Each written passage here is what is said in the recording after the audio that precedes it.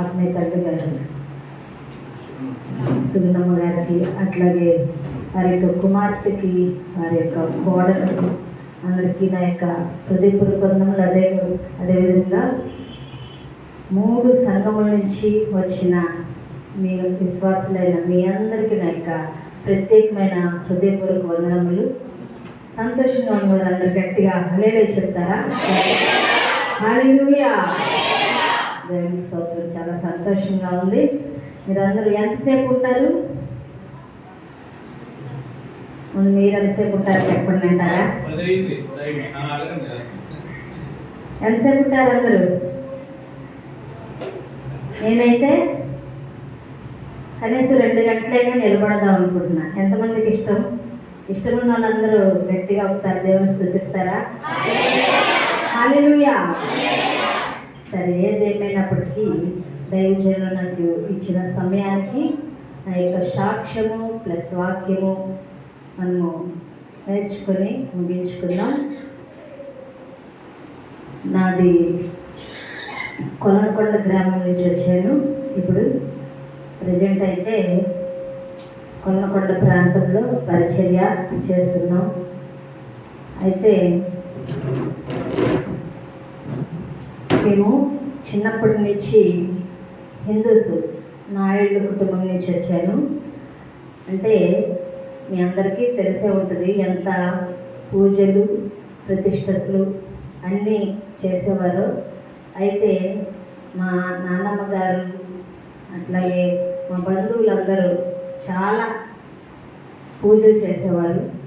అటువంటి గ్రామం నుంచి, అటువంటి పరిస్థితి నుంచి దేవుడు నన్ను ఎంతగానో మా యొక్క కుటుంబాన్ని విడిపించారు. ఎలా అంటే మా చిన్న అత్తయ్య గారు, రెండో అత్తయ్య గారికి అనారోగ్య పరిస్థితి, ఆమెకు టీబీ వ్యాపించడంతో ఆమె స్వస్థత కొరకు దేవుని సన్నిధికి మా కుటుంబంలో ఒక్కొక్కరుగా మా నాన్నమ్మ, మా మావయ్య గారు, మా అమ్మగారు, అట్లాగే మా అత్తయ్య గారు అందరూ ఒక్కొక్కరుగా వెళ్ళారు. అట్లాగే అది మొదలుకొని దేవుడు చేసిన అద్భుత కార్యాన్ని బట్టి యేసు ప్రభువే నిజమైన దేవుడని అంగీకరించి వారందరూ మా కుటుంబాలు ఇప్పటికైతే ఎన్ని కుటుంబాలు ఉన్నాయో మ్యాక్సిమం అన్ని కుటుంబాలు ప్రభువుని అంగీకరించారు. హల్లెలూయా, హల్లెలూయా. అయితే ఇంకా ఒక 2-3 కుటుంబాలు ఉన్నాయి. వారు కూడా మార్పు చెందాలని మేము ప్రార్థన చేస్తున్నాం. అదేవిధంగా నా యొక్క సాక్ష్యాన్ని, నా వ్యక్తిగత సాక్ష్యానికి వస్తే, నేను చిన్నప్పటి నుంచి కొత్తపేట విజయవాడ ప్రాంతంలోనే పెరిగాను. 7th క్లాస్ ఆ టైంకి ములగపేట ఆ ప్రాంతానికి వెళ్ళి ఉన్నారు మా మమ్మీ డాడీ. వాళ్ళతో కలిసి నేను అక్కడ చదువుకున్నాం, మా చెల్లి నేను. అట్లా 10th క్లాస్ అయిన తర్వాత వెంటనే నాకు మ్యారేజ్ చేశారు. మ్యారేజ్ అయిన తర్వాత నేను మ్యారేజ్ ముందుగానే ఆత్మీయతలోని చాలా ఎదిగాను. కారణం ఏంటంటే మీ అందరికీ తెలుసు, మీ మధ్యలో చాలాసార్లు వచ్చారు పాస్టర్ యేసన్ గారు. తెలిసిన వాళ్ళందరూ గట్టిగా స్తోత్రం చెప్తారా? హల్లెలూయా. అయితే అన్నయ్య ఎంతగానో ఆత్మీయతలో నడిపించారు. అట్లా నడిపించిన యొక్క ఆత్మీయతను బట్టి ఎవరి కాలంలో ఏ విధంగా ప్రార్థన చేసుకోవాలి, ఎటువంటి భర్త రావాలి అని ప్రేయర్ చేసుకోవాలి అనే విషయాన్ని చెప్పారు. అలా చెప్పినప్పుడు ప్రార్థన చేసుకున్న, ప్రభువా నాకు ఒక దైవజనుడు భర్తగా రావాలని. అయితే నా యొక్క కుటుంబంలో మా మామయ్య గారు, మేనమామ వాళ్ళ యొక్క కుమారుని ఇచ్చి వివాహం చేశారు. అయితే వివాహం చేసినప్పటికీ తను ఒక పాస్టర్ గారు కాదు, ఒక విశ్వాసి కాదు. కానీ నేనేమనుకున్నా, ప్రభువా నాకు ఒక సేవకుడు భర్తగా రావాలని.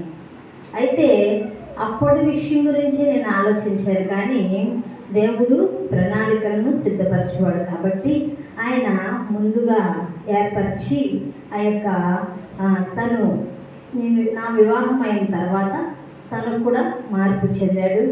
తర్వాత మార్పు చెంది బాప్తిస్మం పొందిన తర్వాత రక్షణ తీసుకున్నారు. కొంతకాలానికి మేము 20 కలిసి బైబిల్ ట్రైనింగ్కి వెళ్ళాము. అగాపే బైబిల్ క్లాస్కి 1 ఇయర్ మాత్రమే అక్కడికి వెళ్ళాము. తర్వాత మన ఆధ్యాత్మిక జీవితంలోని మన పెంతెకోస్తులోని ఇంకా అనేక మంది సేవకుల ద్వారా బలపడడం జరిగింది. ఏదేమైనప్పటికీ దేవుడు విడిచిపెట్టక నాలో ఎందుకు చిన్ననాటి నుంచే సేవ భారం ఎక్కువగా దేవుడు నూరిపోసారు. అదేవిధంగా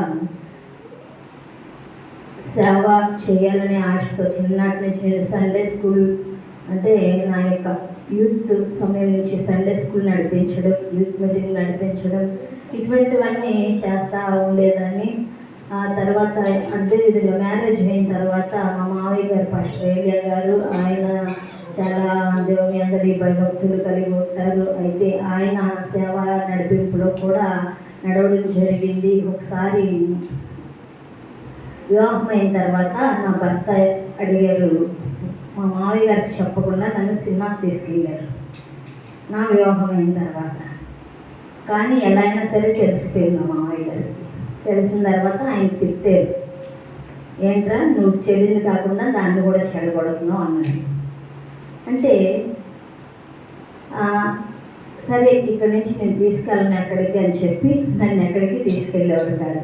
అమ్మ నీకో నమస్కారం, మీ మామయ్య గారికో నమస్కారం, ఇంక నేను నిన్ను ఎక్కడికి తీసుకొని వెళ్ళను, నిన్ను తీసుకెళ్ళి నేను తిట్లు తినాలి అని చెప్పి ఇంక అప్పటి నుంచి ఎక్కడికి తీసుకెళ్ళలేదు. అది కూడా నాకు ఇష్టంతో నేను వెళ్ళలేదు సినిమాకి, తను ఫోర్స్ చేస్తేనే వెళ్ళాను. సరే ఇంకా అదే ఫస్ట్ అదే లాస్ట్ సినిమా. అయితే ఇంకా అక్కడి నుంచి అయిపోయింది.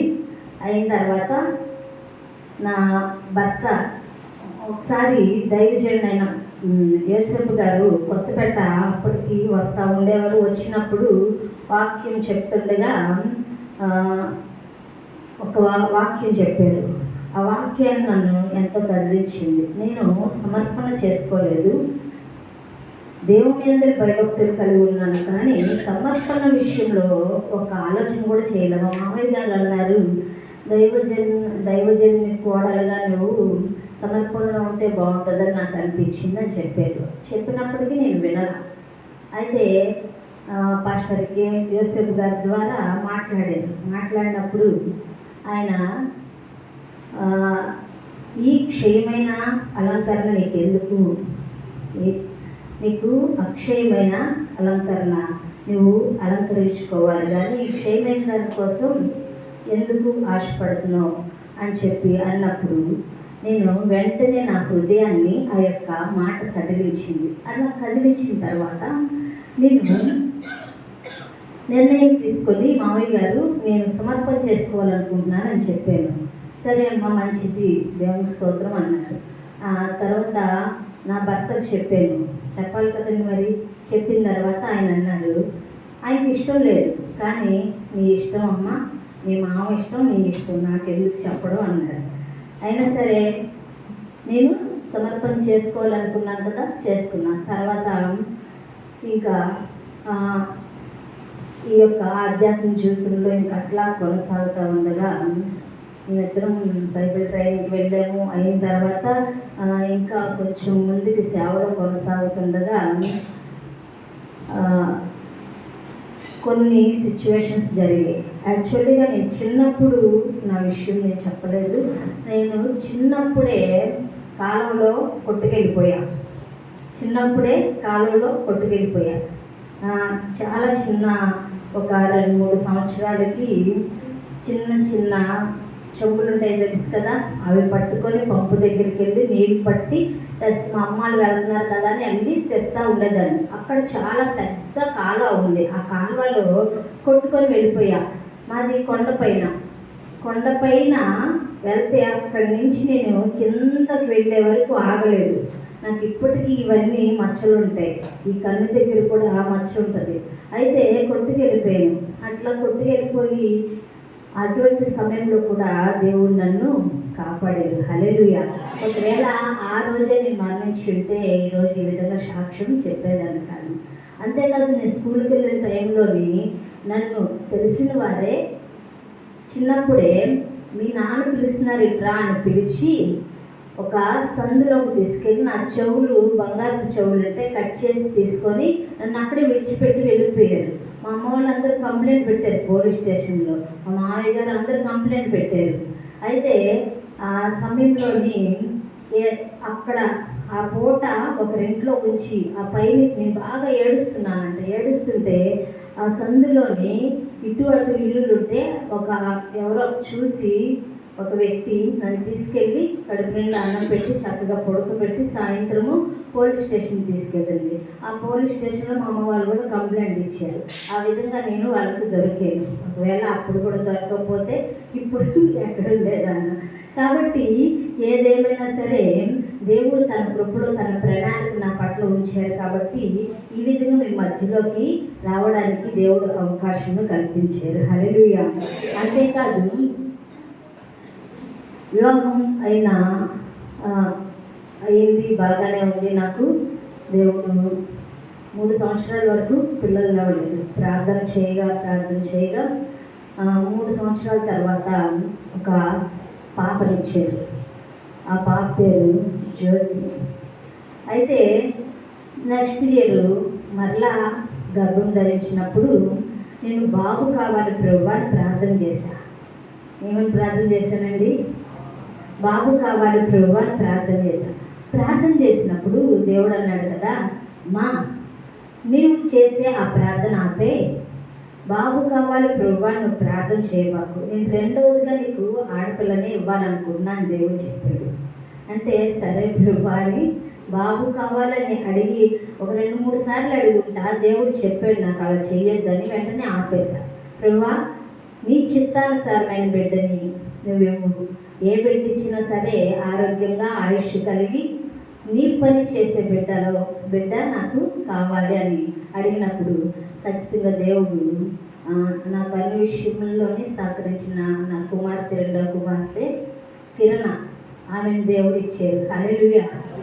అంతేకాదు, అట్లాగే 2018 వరకు దేవుడు ఏ కొలత లేకుండా నడిపిస్తూ ఉన్నాడు. 2018 సంవత్సరం వచ్చేటప్పటికి 2018 డిసెంబర్ 29వ తారీఖు నా భర్తకి ఆ యొక్క డిసెంబర్ నెలలో నేను నవంబర్ 20 నుంచి ప్రతి సంవత్సరం జనవరి 1 వరకు, నవంబర్ 20 నుంచి జనవరి 1 వరకు 40 రోజులు ఉపవాసం ఉంటాను. అయితే ఆ యొక్క ఉపవాసాలు అప్పుడు కూడా నేను ఉన్నాను, సంఘం అందరూ ఉంటారు. అట్లాగే ఆ దినమందు నేను కూడా ఉన్నాను. ఆ యొక్క దినాల్లో చివరి దినాల్లో, డిసెంబర్ చివరి దినాల్లో నా భర్తకి బండి మీద వెళ్తుంటే కళ్ళు సరిగ్గా కనపడట్లేదు అని చెప్పాడు. ఆ లైట్ ఫోకస్ నా కళ్ళ మీద పడుతుంది అని చెప్పాడు. అట్లా చెప్పినప్పుడు సరే నేను ప్రేయర్కి వెళ్తున్నాను, నువ్వెవరినైనా తీసుకొని హాస్పిటల్కి వెళ్ళు అని చెప్పినప్పుడు మా ఆడపడుచు వాళ్ళ అబ్బాయిని తీసుకొని హాస్పిటల్కి వెళ్ళాడు. కళ్ళ హాస్పిటల్కి వెళ్ళు అన్నప్పుడు అక్కడ డాక్టర్ గారు ఏమని చెప్పారంటే కంటి నరములు చాలా కొంచెం డ్యామేజ్గా ఉన్నాయి, బాగా వీక్గా ఉన్నాయి. ఎందుకు? దానికి కారణం ఏంటంటే నీకు బీపీ ఉంది, బీపీ ట్యాబ్లెట్ వేసుకోవాలి. ఈ ట్యాబ్లెట్స్ నువ్వు వేసుకుంటూ ఉంటే నీకు కళ్ళు పర్వాలేదు కనపడతాయి. ఒకవేళ కనపడితే సరే, ఈ ట్యాబ్లెట్స్ వేసుకున్నా కనబడకపోతే నువ్వేం చేయాలంటే చెన్నై వెళ్ళాలి. చెన్నై వెళ్ళి అక్కడ కళ్ళ డాక్టర్ స్పెషలిస్ట్ ఉన్నారు, కళ్ళ డాక్టర్కి. వాళ్ళు నీకు గుడ్డుకి ఇంజెక్షన్ చేస్తారనగానే తను చాలా భయపడ్డాడు. కానీ ఆ విషయం వచ్చి నాకు చెప్పలేదు. ఆ రాసిన బీపీ ట్యాబ్లెట్స్ తెచ్చుకోలేదు. ఏమన్నారంటే నాకేం బీపీలే ఈ వయసులో అని చెప్పి తను అనుకొని బీపీ ట్యాబ్లెట్స్ ఏమాత్రం తెచ్చుకోలేదు, వాడలేదు. సరే అలాగే అయిన 2 రోజులకే తనకి ఏమైందంటే షాప్ దగ్గరికి వెళ్ళొస్తాను కిందకి అనుకొని వెళ్ళాడు.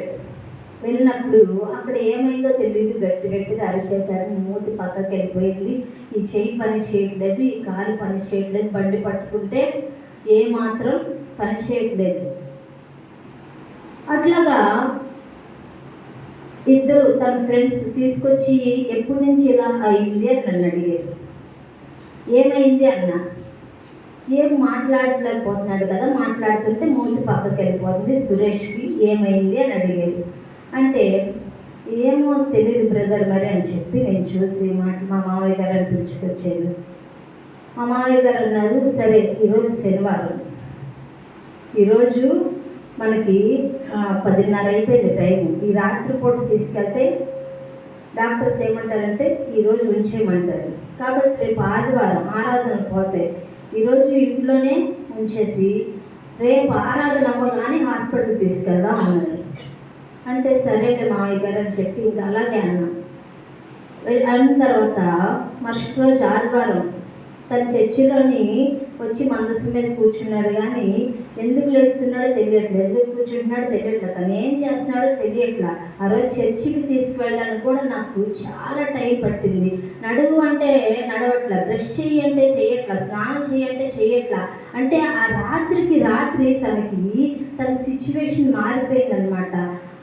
ఏమైంది, హాస్పిటల్కి వెళ్ళిన తర్వాత డాక్టర్స్ చెప్పారు దీనికి బీపీ ఎక్కువయ్యి బ్రెయిన్లో నరాలు చిట్లే అని. ఈరోజు ఏదో జరిగిందండి, డిసెంబర్ 29వ తారీఖు నైట్ జరిగితే 30వ తారీఖు హాస్పిటల్ తీసుకెళ్తే 30, 31, 1వ తారీఖు 3 రోజులు అబ్జర్వేషన్లో పెట్టారు వాళ్ళు. పెట్టి 2వ తారీఖు ఏమన్నారంటే నన్ను పిలిచి, అమ్మ ఈ క్లాటింగ్ పెరిగిపోయింది, బ్రెయిన్ ఆపరేషన్ చేయాలి, బ్రెయిన్లోని నరాల చుట్లి క్లాటింగ్ అనేది పెరిగిపోయింది, బ్రెయిన్ ఆపరేషన్ చేయాలి. ఆపరేషన్ చేస్తే మరి పర్వాలేదా డాక్టర్ గారు అంటే, కొంతమందికి సంవత్సరంలో వస్తుంది నడక, కొంతమందికి సంవత్సరంన్నర, కొంతమందికి 3 సంవత్సరాలు. ఎన్ని సంవత్సరాలు పడుతుందో మాకు తెలీదు, కానీ వస్తుంది అని చెప్పారు. సరే ఆపరేషన్ చేయమని సంతకం పెట్టా. ఆపరేషన్ చేసి ఇంటికి తీసుకొచ్చిన తర్వాత 6 నెలల వరకు అండి మాట రాలేదండి. ఆపరేషన్ చేసిన తర్వాత 23 రోజులు హాస్పిటల్లోనే ఉన్నాం. ఆ 23 రోజులు హాస్పిటల్కి మా బంధువులందరూ చూడడానికి వస్తూ ఉంటే డాక్టర్స్ అన్నారు, ఇక్కడికి మీ బంధువులు వస్తున్నారు, అదేవిధంగా ఇంటి దగ్గరికి వస్తే ఇతనికి ఇన్ఫెక్షన్ ఇంకా ఎక్కువైపోయి త్వరగా తగ్గదు అన్నారు. అది మొదలుకొని భయపడి మేము ఇంటికి వెళ్ళిన తర్వాత ఇంటిలో ఒక రూమ్ని, మా రూమ్ని ఎవరిని లోపలికి రానివ్వకుండా ఐసీయూ లాగా చేసుకొని దాన్ని ఎవరిని లోపలికి రానివ్వకుండా తను చాలా సేఫ్గా చూసాం. అయితే 6 నెలల వరకు అతనికి మాట రాలేదు. ఈ 6 నెలల్లో అతను ఎలా ప్రవర్తించేవారంటే, అతనికి మోషన్ వెళ్తున్నానన్న విషయం తెలియదు, పాస్ పోస్తున్నాడని తెలియదు, అతనికి ఆకలి వేస్తే ఆకలి వేస్తుందనే విషయం కూడా అతనికి అర్థమవ్వట్లేదు. ఏదేమైనప్పటికీ అతనికి మేమందరం అలానే చేస్తూనే ఉన్నాం. అలా చేస్తూ ఉంది. తనకి ఆ యొక్క ఎంత చేసిన చిన్న చర్చిలో పిల్లలు, యవనస్తుల పిల్లలు చేశారు, అట్లాగే తనకి చిన్న పిల్లలు చేశారు, ఇంకా మా యొక్క బంధువులు అందరూ మా పిల్లలతో సహా అందరూ చేశారు.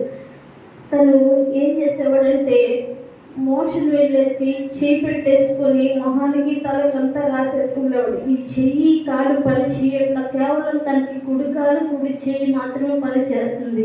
అయితే తనకి కళ్ళు కూడా కనపడట్లేదు. అయితే తను ఏం చేస్తున్నాడు చెప్పడానికి నోరు రాలేదు. ఇంకా అతనికి కాళ్ళు చెయ్యి పని చేయట్లేదు. ఈ చేత్తోనే మొత్తం ఇంకా మోషన్ వెళ్ళేసాడంటే నేను ఇంకా కాపలా కాసుకొని కూర్చుండేదాన్ని. అది మొదలుకొనండి ఇప్పటి వరకు నాకు నిద్ర అంటే కరువైందండి. మా యొక్క అతను ఎలా అరుస్తాడంటే ఇప్పటికి కూడా. సరే 6 నెలల తర్వాత అతనికి మాట వచ్చింది. 6 నెలల తర్వాత మాట వచ్చింది. అది కూడా నేను తనతోని చూపు ఉందనే అనుకునేదాన్ని. ఆ 6 నెలలు కూడా కళ్ళు తెరిచి ఇట్లా చూస్తూ ఉండేవాడు. అయితే తను చెప్పేవాడు కాదు నాకు కనపడట్లేదని. ఈ 6 నెలల్లోని అతను ఏం చేశాడంటే, నాకు నీ కిందకి వెళ్ళి వస్తాను 6 నెలల తర్వాత చెప్పితే ఎక్కడికి అన్నాడు. హల్లెలూయా. ఇంకా ఆ ఒక్క మాటకి దేవుని స్తోత్రం, దేవుడు మాట ఇచ్చారని చాలా సంతోషపడ్డాం. కానీ ఆ సంతోషం ఒక్కరోజు మాత్రమే. తనకి మాట వచ్చిందని సంతోషం కన్నా మాట వచ్చిందని బాధ ఎక్కువగా ఉందండి. కారణం ఏంటంటే అది మొదలుకొని ఇప్పటి వరకు తను మాట తీరు వేరు, తన ప్రవర్తన వేరు, తన దోషణ మాటలు వేరు. అతను ఇప్పటి వరకు వల్గర్ లాంగ్వేజ్ వాడుతూ అసలు ఏం చేస్తుంది. ఇంతకు ముందైతే ఎప్పుడు ఒక మాట కూడా అనలేదు. కానీ ఇప్పుడు తను అనవసరంగా మాటలు, అనవసరంగా అసలు అలా పిలుస్తూనే ఉంటారు. కర్ణ కర్ణ కర్ణ కర్ణ. నేను ఇప్పుడు అక్కడ ఉన్న విషయం కూడా, అక్కడ లేని విషయం కూడా అతనికి తెలియదు. నేను వచ్చినప్పుడు చెప్తా, ఇట్లా పలానా చోట వాక్యం చెప్పడానికి వెళ్తున్నాను, పలానా దగ్గరికి వెళ్తున్నాను అని చెప్తాను. అయినా అతను అక్కడ తన దగ్గర ఎవరున్నారో ఆ వాయిస్ వినే గుర్తుపడతారు, వాళ్ళు పిలుస్తూనే ఉంటారు. ఎప్పటికీ కూడా నా యొక్క యవనస్తులు పిల్లలు, 2 ఆడపిల్లలు తనకి మోషన్ క్లీన్ చేస్తారండి. తనకి టాయిలెట్ పోస్తే వాళ్ళిద్దరు పట్టుకొని పోనిస్తారండి. అయితే తనకి తెలీదు ఆయన చేసే చేష్టలు ఏంటంటే ఆ టాయిలెట్ ఒక్కొక్కసారి తీసి ఇసిరేస్తూ ఉంటాడు. తను మోషన్ వెళ్ళేస్తే చేయి పెట్టేస్తాడు. ఒక్కొక్కసారి ఆ మోషన్ పేపర్ ఇసిరేస్తూ ఉంటాడు. తనకి తెలీదు. ఇప్పటి వరకు కూడాను ఇంకా తనకు సరిగా అర్థం కాని పరిస్థితి. ఏదో ఉన్నాడంటే ఉన్నాడు, కానీ దేవుడు ఆయుష్ ఇచ్చి బ్రతికించినందుకు దేవునికి స్తోత్రం. కానీ దేవునికి తన పట్ల ఏదో ప్రణాళిక ఉంది అని ప్రేర్ చేస్తున్నామండి. ఆ రోజు 2018వ తారీఖున 2018 డిసెంబర్ 29 జరిగింది. ఆ తర్వాత నెక్స్ట్ 30-31 హాస్పిటల్లో అట్లా ఉన్న తర్వాత 31 నైట్ వాగ్దానాలు ఇస్తారు కాబట్టి ప్రేయర్స్ చేయాలి. ఐసీలో తను ఉన్నాడు, నన్ను లోపలికి పంపించట్లా. ఈ పూట ప్రేయర్లో పాల్గొందానుకుని వెళ్ళిన తర్వాత ప్రభువా తన పక్షాన ఒక వాగ్దానం ప్రభువా అంటే ఆ రోజు దేవుడు 2019వ సంవత్సరం జనవరి నెలలో దేవుడు ఒక వాగ్దానం ఇచ్చారండి. ఏంటంటే నేను నిన్ను పిలిచింది నెరవేరే వరకు నేను విడిచిపెట్టను అని. హల్లెలూయా. అది ఆ వాగ్దానం పట్టుకొని నేను ఇప్పటి వరకు ప్రార్థన చేస్తున్నానండి. ఎందుకంటే తన పక్షాన ఒక వాగ్దానం ఉంది. తను ఎన్ని చేసినా, ఎంత ఇచ్చిన రాత్రులు పడుకోనివ్వడండి. పగలు నాకు ఖాళీ ఉండదు పడుకోవడానికి. ఈరోజు ఉదయం 4 గంటలకు లేచాను. అది మొదలుకొని ఇప్పటి వరకు నేను ఇట్లా నిలబడే తర్వాత ఈరోజు హౌస్ విజిటింగ్స్ ఉన్నాయి. అక్కడికి వెళ్ళి వచ్చేటప్పటికి అసలు నేను పాస్టర్ గారికి ఏం చెప్పానంటే 5 గంటలకల్లా బయలుదేరుతామని చెప్పి, కానీ హౌస్ విజిటింగ్స్కి వెళ్ళి వచ్చేటప్పటికి లేట్ అయిపోయింది. అక్కడి నుంచి వచ్చి ఇంకా కొన్ని ఇల్లులు ఉన్నాయి, అవి కూడా నేను విడిచిపెట్టి ఇంకా తర్వాత చేయొచ్చు అని చెప్పి 6 అయిపోయింది టైం చూస్తే అని వెంటనే వచ్చి నేను కొంచెం ఫ్రెష్ అప్ అయిపోయి వెంటనే బయలుదేరి వచ్చేసాను. ఇంకా ఇట్లాగ పరిచర్లో దేవుడు వాడుకుంటున్నాడు, ఆయన పని కొరకు వాడబడుతున్నా. కానీ రాత్రులు నిద్ర ఉండదు. ఆయన రాత్రులు అరుస్తూనే ఉంటాడు, పిలుస్తూనే ఉంటాడు. ఇక్కడ ఉన్నవారు, నాతో వచ్చిన వారు కూడా చూస్తూ ఉంటారు, అమ్మ నువ్వు కాబట్టి చేస్తున్నావు, ఇంకెవరు చేస్తారని అయితే అంటానే ఉంటారు. అయితే ఏది ఏమైనప్పటికీ దేవుడు ఈ విధంగా నన్ను నిలబెట్టి వాడుకుంటున్నాడంటే ఆయన కృప అండి. ఎందుకంటే ఆయనకి తీసుకెళ్ళాము హాస్పిటల్కి, ఫిజియోథెరపీ చేయించాము, తర్వాత మోక్ష థెరపీ చేయించాము, అట్లాగే ఆక్యుపంక్చర్ చేయించాము. ఏమి చేయించినా తన ప్రవర్తన అయితే మారట్లేదు. కానీ దేవుని పైన భారం వేసి ప్రార్థన చేస్తున్నాం. ఇప్పటి వరకు నాకు తెలిసిన సేవకులే కానీ, మెస్సే పెంతెకొస్తు సహవాస నాయకులు అనేక మంది సేవకులే కానీ, అట్లాగే నాతో ట్రైనింగ్ చేసిన సేవకులే కానీ, ఇంకా మా చుట్టుపక్కల ఉన్న అనేకమైన సంఘాలలో ఉన్న సేవకులే కానీ, ఇలా నేను వెళ్ళి సాక్ష్యం చెప్తూ అనేక చోట్ల నా యొక్క సాక్ష్యాన్ని పంచుకున్న దగ్గర కూడా సంఘస్థులు, సేవకులు అందరూ ప్రార్థించకుండా లేరండి. నాకు తెలిసి నేను నమ్ముతున్నాను, నా సాక్ష్యం విన్న వారందరూ ప్రార్థన చేస్తారని. అయితే దేవుడు ఏమన్నాడంటే ఎప్పుడు అడిగినా ఆయన లేచినట్టే చూపిస్తున్నారు దేవుడు, ఆయన నడిచినట్టే చూపిస్తున్నారు దేవుడు. అయితే అతని ప్రవర్తన చూస్తే మాకు ఎక్కడ విశ్వాసం అనేది రాదు, కనపడదు. కానీ ఆయన వైపు చూస్తుంటే ఇంకా నేను మామూలుగా ఇంకొకరు అయితే భక్తి జీవితాన్ని విడిచిపెట్టి వెనుతిరిగి ఉండేవారేమో, కానీ దేవుని కృప నా పట్ల ఉండబట్టి ఈ విధంగా నేను నిలబడి దేవుని సన్నిధిలో వాడబడుతున్నానండి. ఎక్కడికైనా దేవుని యొక్క సాక్ష్యాన్ని పంచుకుంటా ఉన్నాను. అయితే దేవుని యొక్క సేవకులు, నేను మొన్న ఒకసారి మా తల్లి గారు ప్రేయర్ చేసి పడుకున్నప్పుడు, ఏంటి ప్రభా ఈ పరిస్థితి, మొన్న ఒక 2 రోజులండి ఉదయకాలం మొదలు పెట్టాడు తిట్టడం, అరవడం, గట్టిగా కేకలు. ఇక్కడ నుంచి ఇక్కడ ఆయన కేక వేస్తే ఒక 10 ఇళ్ళకైనా వినపడుతుంది. అంత గట్టిగా కేక వేస్తాడు, అంత గట్టిగా తిడతాడు. ఆయన చేతిలో ఏముంటాయో విసిరేస్తాడు, ఆ దుప్పట్లు తీసి చింపేస్తూ ఉంటాడు. పిలిచినప్పుడు పలకపోతే అంత కోపం. మళ్ళీ ఇంటికి ఎవరైనా వస్తే చక్కగా మాట్లాడతాడు,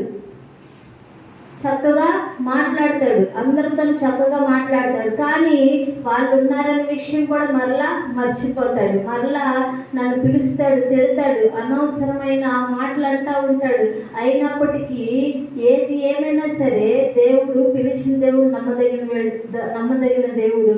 అయితే ఆయన చెప్పాడు కాబట్టి చేస్తాడని నేను నమ్ముతున్నాను. అయితే మొన్న ప్రార్థన చేస్తున్న సమయంలోనే దైవజనులు నెహెమ్యా గారితో ప్రేయర్ చేయించమని చెప్పి దేవుడు చూపించారండి. అట్లా చూపించినప్పుడు నేను ఫోన్ చేశాను. అయ్యగారి నెంబర్ నా దగ్గర లేదు. అయితే నేను కొంతమందిని అడిగాను, 1-2-3 అడిగితే లేదన్నారు. తర్వాత ఎలా అయినా సరే తీసుకొని నేను అంకుల్ గారికి ఫోన్ చేసి, పాస్టర్ గారండి, నా పేరు కరుణ, ఇట్లా నేను ఏరియా గారు కోడల్ని అని చెప్పి నేను పరిచయం చేసుకొని పాస్టర్ గారితో అడిగానండి. పాస్టర్ గారండి ఇట్లాగా ప్రేయర్ చేయాలి, మరి దేవుని చిత్తం ఏమిటో, ఆయన ఉద్దేశం ఏమిటో, అయితే ఆయన ఈ విధంగా ఉన్నారు, మేమందరం ప్రార్థనలు చేస్తున్నాం, కానీ దేవుడు మీతో కూడా ప్రేయర్ చేయించమని చెప్పినప్పుడు తప్పకుండా చేస్తానమ్మా అని 3 రోజులు ఫోన్ చేయమన్నారు. 3 రోజులు ఫోన్ చేశాను. అట్లాగే ఫోన్ చేసిన తర్వాత, ప్రార్థన చేసిన తర్వాత కొంచెం సేపు పాస్టర్ గారు నేను అట్లాగా కొన్ని మాటలు మాట్లాడుకుంటుండగా, ఇట్లాగా ఏం చేస్తాము, ఎట్లా చేస్తున్నాం అన్నప్పుడు, ఇలా పాస్టర్ గారండి ఇట్లా దేవుడు పలు చోట్ల అనేక చోట్ల పిలిచినప్పుడు నేను వెళ్ళి వాడబడుతున్నాను, స్త్రీల కూటాల్లోని వాడబడతాను, ఇట్లాగా అనేక చోట్ల గాస్పల్ మీటింగ్స్లో నేను వెళ్ళి ఇట్లాగా వాక్యం చెప్తూ ఉంటాను. ఇట్లా ఇవన్నీ చెప్పినప్పుడు సరే వెంటనే పాస్టర్ గారు ఒక్కసారి మా చర్చికి కూడా నువ్వు రావాలి, నీ యొక్క సాక్ష్యము వాక్యము చెప్పాలి అని అడిగినప్పుడు తప్పకుండా పాస్టర్ గారు వస్తానని చెప్పి ఈరోజు నేను రావడం జరిగిందండి. హల్లెలూయా.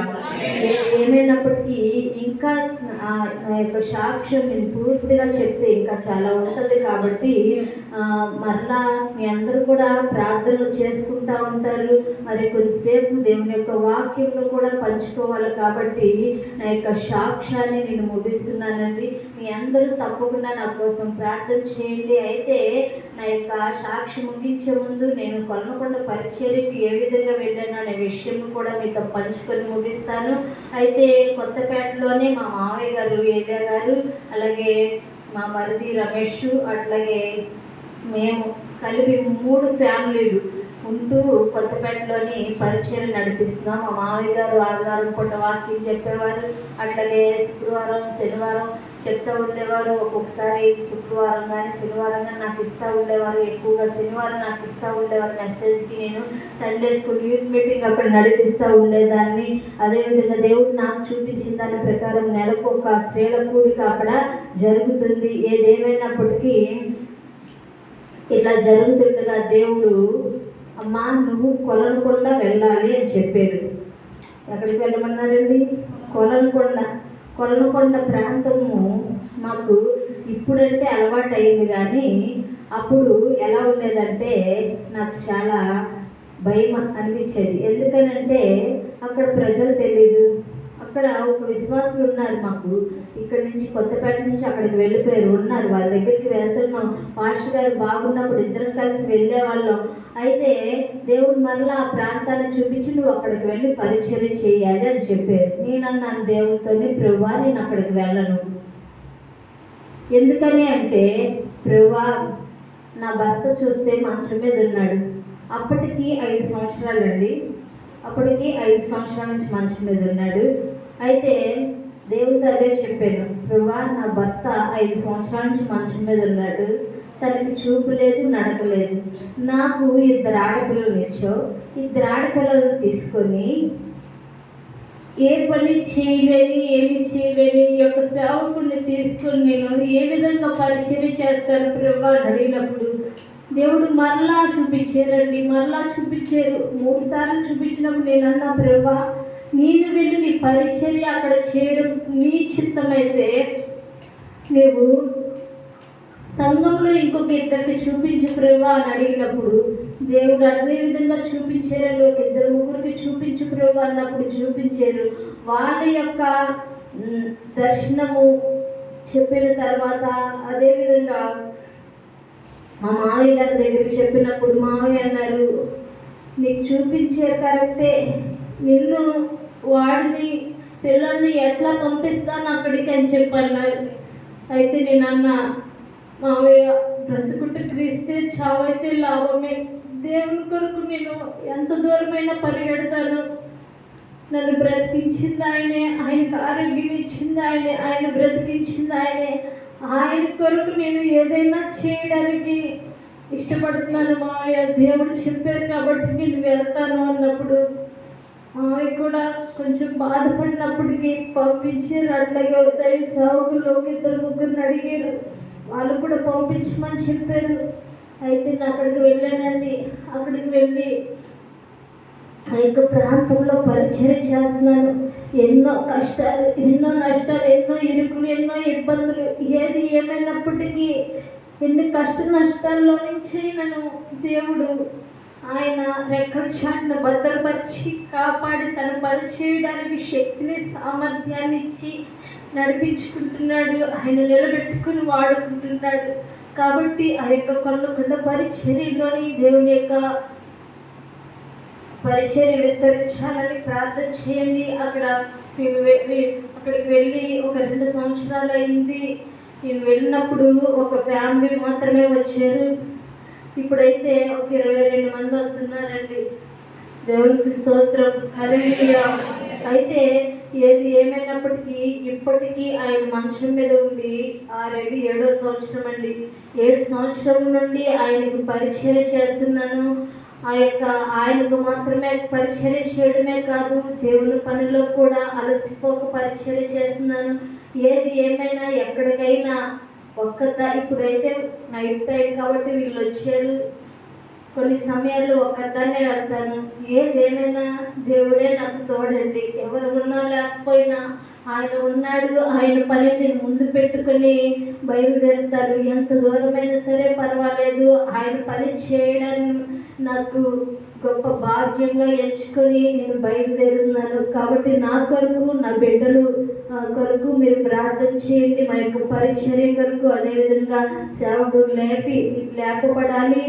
దేవుడు పిలిచిన పిలుపు ఉన్నతమైంది కాబట్టి ఆ యొక్క పనిలో ఆయన కూడా వాడబడాలని ఇప్పటికే పరిచర్య విస్తరించబడుతుంది. కేవలం దేవుని కృపను బట్టి ఇంకను ఆయన కూడా లేచి పని చేస్తే, అది దేవుని చిత్తమైతే ఆయన కూడా లేచి పని చేస్తే ఇంకను విస్తరించబడుతుంది. ఇంకను అనేకమైన అద్భుతమైన ఆశ్చర్యమైన కార్యములు దేవుడు చేస్తారని నేను నమ్ముతున్నాను, విశ్వసిస్తున్నాను. నా పెద్ద బిడ్డ బీఫార్మసీ 2nd ఇయర్ చదువుతుంది. చిన్న బిడ్డ ఇక్కడికి వచ్చింది, ఇంటర్ 1st ఇయర్ చదువుతుంది.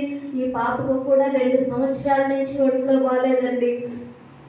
2 సంవత్సరాల నుంచి తిరగని హాస్పిటల్ లేదు, చూపించే డాక్టర్ లేడు. అయినప్పటికీ ప్రార్థన చేస్తున్నాను. మరలా పాప నిరాశపడుతుందని చూపించట్లేదు మా మమ్మీ. మా డాడీ పరిస్థితి బాగోలేదు కాబట్టే కదా ఈ విధంగా ఎక్కడ బాధపడుతుందా అని చెప్పి తను కూడా హాస్పిటల్కి చూపిస్తున్నా. ఏ పరిస్థితికి ఏది అవసరమో అన్నీ ఆయన ఇచ్చి నడిపించుకుంటున్నాడు. ఈ 2 సంవత్సరంలో ఎంతో అయిందండి. అట్లాగే ఖర్చు అయిందని అనుకుంటే పాపకి నరమును ప్రతి చోట నరం గుచ్చేసి ఎన్నో యాంటీబయాటిక్స్ వాడాము. అయినప్పటికీ దేవుడు కృపను బట్టి దేవుడు అన్నాడు తనని నా యొక్క పరిచర్యలోని వాడలేము అని చెప్పి దేవుడు చెప్పాడు. అదేవిధంగా పరిచర్యలో కూడా సహకరిస్తుంది. తన యొక్క చదువులో కూడా దేవుడు తోడైండి నడిపించాలని ఆ చిన్న పాప కోసం కూడా మీరు ప్రార్థన చేయండి. అదేవిధంగా ఇంకొన్ని దేవుడు తన పనుల్లో ఇంకా బలంగా వాడుకోవాలని ప్రార్థన చేయండి. కొద్దిసేపు దేవుని యొక్క వాక్యాన్ని విందామండి. లూకా సువార్త 15వ అధ్యాయం 8 నుంచి 10 వచనములు చదువుదాం. చదువు. 10 వెండి నాణెములు ఉండగా వాటిలో ఒక నాణెము పోగొట్టుకుంటే ఆమె దీపము వెలిగించి ఇల్లు ఊడ్చి అది దొరుకు వరకు జాగ్రత్తగా వెతకదా. అది దొరికినప్పుడు తన చెలికత్తెలను పొరుగువారిని పిలిచి నాతో కూడా సంతోషించుడి, నేను పోగొట్టుకున్న నాణెము దొరికినదని వారితో చెప్పును కదా. అటువలే మారు మనసు పొందు ఒక పాప విషయమై దేవుని దూతల ఎదుట సంతోషము కలుగునని మీతో చెప్పుచున్నాను నేను. హల్లెలూయా. చాలమ్మా.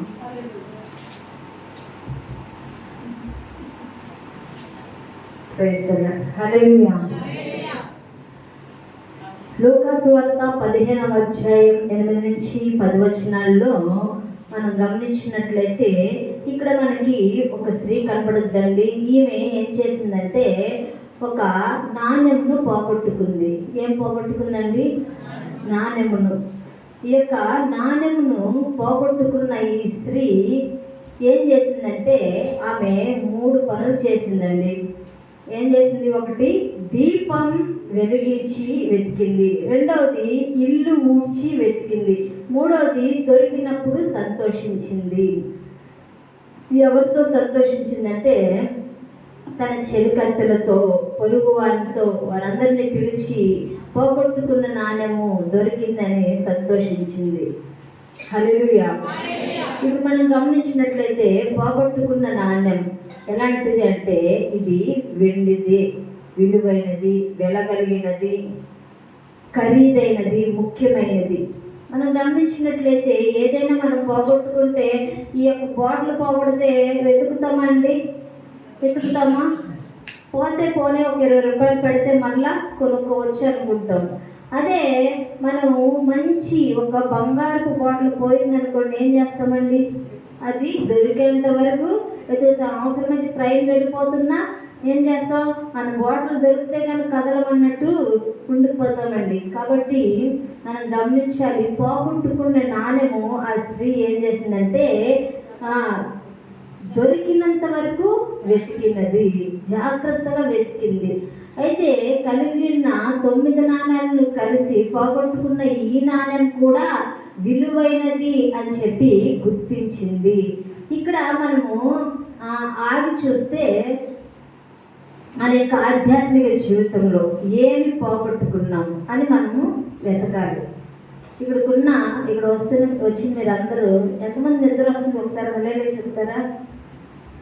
దేవుని స్తోత్రం. అందరూ చాలా మెలుగు కలిగి ఉన్నారు. కాబట్టి జాగ్రత్తగా విన్నాము. కొద్దిసేపే నేను టైం పెట్టుకోలేదు ఇక్కడ.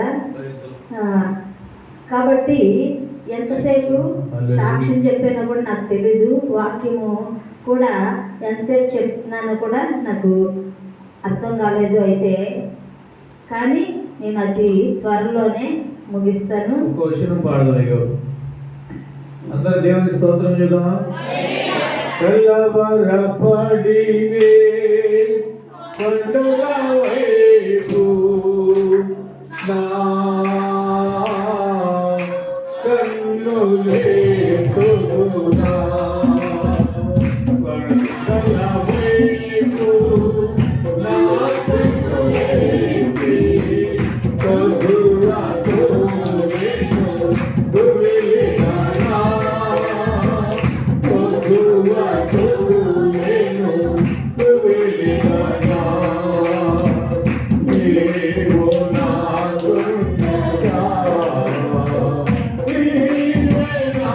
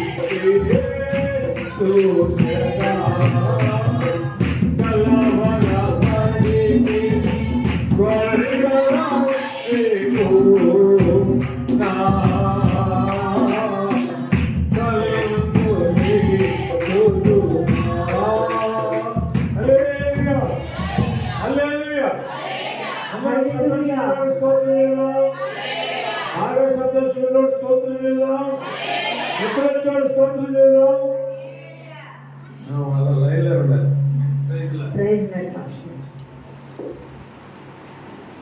హల్లెలూయా, హల్లెలూయా. ప్రియమైన దేవుని పిల్లలారా, ఇప్పుడు ముందు మనం ఏం చేయాలి అంటే పోగొట్టుకున్న దాన్ని వెతకాలి. ఏ విధంగా ఈ యొక్క స్త్రీ ఏం పోగొట్టుకుందో గుర్తించింది. పోగొట్టుకుంది వెతకాలి అంటే మనం పోగొట్టుకుంది గుర్తించాలి. అయితే ఇక్కడ మనము ఏం పోగొట్టుకున్నాం? ఆధ్యాత్మిక జీవితంలో కొంతమంది ప్రార్థన లేని కలిగి ఉన్నారు, ప్రార్థనా జీవితాన్ని పోగొట్టుకున్నారు. అది అనేక మందికి అర్థం కాదు. ఇప్పుడున్న స్త్రీలే కావచ్చు, పురుషులే కావచ్చు, మనము ప్రార్థన ఎంతసేపు చేస్తున్నాం? దినములకు ఎన్నిసార్లు ప్రార్థన చేస్తున్నాం? కొంతమంది లేచినప్పుడు ఏమని ప్రార్థన చేస్తారు? ప్రభువా, ఎంత కాచి మరుదనిపించో నీకు స్తోత్రం, ఈ దినమంతా మమ్మల్ని కాచి కాపాడు చాలు అంటాము. కానీ మనము ఇంకను మధ్యాహ్నం అయితే ప్రభువా, ఈ ఆహారం ఇచ్చినందుకు స్తోత్రం, తింటున్నా నాకు ఆరోగ్యం, శక్తి, బలం దయచేయి చాలు అంటారు. రాత్రి కాలం మంది ప్రభువా, తిరిగి అలసిపోయాము, ఇంకా మాకు పడుకుంటే చాలు, చక్కగా ఏ నిద్ర కావాలంట? సుఖమైన నిద్ర. ఆ సుఖమైన నిద్ర అని అడిగితే కనుక దేవుడు ఖచ్చితంగా ఎదుగొండి. నాకు నిద్ర కరువై ఎన్ని సంవత్సరాలు అని చెప్పానండి? ఎన్ని సంవత్సరాలు? 7 సంవత్సరములు. నాతో మా ఇంటి పక్కన వారు, అన్యులు అందరూ సాక్ష్యం ఇస్తారమ్మా, నిద్ర లేకుండా నువ్వు ఎలా ఉంటున్నావు అని. 7 సంవత్సరం నుంచి నిద్ర కరువైందండి. అయినను దేవుడు తన మహాకృపను బట్టి ఆరోగ్యం ఇచ్చి వాడుకుంటున్నాడు. హల్లెలూయా. ఒక రకంగా చెప్పాలంటే, 1 రోజు 2 రోజులు నిద్ర లేకపోతే ఏమంటారండి? అమ్మో మాకు నీరసం వచ్చింది అంటారు. కానీ దేవుడు నాకు ఏ రోజు కూడా నీరసం రానివ్వలేదు. హల్లెలూయా. ప్రతిరోజు ఆరోగ్యం ఇచ్చి వాడుకుంటున్నాడండి. హల్లెలూయా. ఎన్ని సంవత్సరాలు? 7 సంవత్సరంలోని నిద్ర కరువైనప్పటికీ రాత్రి పోనీ నిద్ర లేదని పగలేమైనా పడుకుంటానేమో, నాతో వచ్చిన వారిని అడగండి, వాళ్ళు వస్తారు, కూర్చుంటారు, చూస్తారు. అట్లాగే నాకు ఏదైనా ఇంట్లో ఖాళీ ఉన్నా సరే పగలు పడుకోవడానికి ఇష్టపడను. ఇంకా పగల సమయం లేదు, నిద్ర అంటే రాత్రే. ఆ రాత్రి సమయంలోని దేవుడు కృపనిచ్చి నా భర్త చక్కగా పడుకుంటే ఆ రోజు నేను పడుకుంటా. లేకపోతే ఏం చేస్తానంటే కూర్చొని దేవుని స్తుతించడమే. దేవుడు స్తుతించడానికి ఒక భాగ్యం ఇచ్చాడు అనుకోవడమే. హల్లెలూయా. ఏదైనప్పటికీ మనం గమనించాలి, ఏం పోగొట్టుకుంటున్నాం? ప్రార్థనా జీవితాన్ని పోగొట్టుకుంటే, ప్రియ సంఘస్థులారా, మీరందరూ ప్రార్థనా జీవితాన్ని మరలా తిరిగి కట్టడానికి కృప దేవుణ్ణే అడగాలి. హల్లెలూయా, హల్లెలూయా. ఎందుకంటే మనకి పోగొట్టుకున్నది ఏమిటి? ఏ విషయం మనం పోగొట్టుకున్నాం? ప్రార్థనా జీవితాన్నా, లేదంటే వాక్యం చదివే అనుభవం అన్నా, వాక్యము ఎంతమంది చదువుతారండి రోజు? ప్రతిరోజు వాక్యం చదవాలి. ఒకవేళ మాకు చదువు రాదులేము గారు, మేము ఏం చదువుతామని అనుకుంటారా? అమ్మ నీకు ఏమైనా కావాలనుకుంటే, పంచదార కావాలనుకోండి, అమ్మ నీకు ₹1 ఇస్తాను మనవడా, కొట్టుకెళ్ళి కొంచెం పంచదార తెచ్చిపెట్టు అంటే ఎవరైనా చేస్తారా? చేయరా?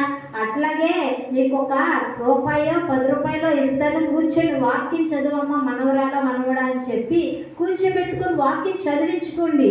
దేవుని వాక్యము శ్రేష్టమైనది. ఈ యొక్క వాక్యం అనుభవాన్ని మనము పోగొట్టుకోకూడదు. దేవుడు మనతో ఎలా మాట్లాడతాడండి?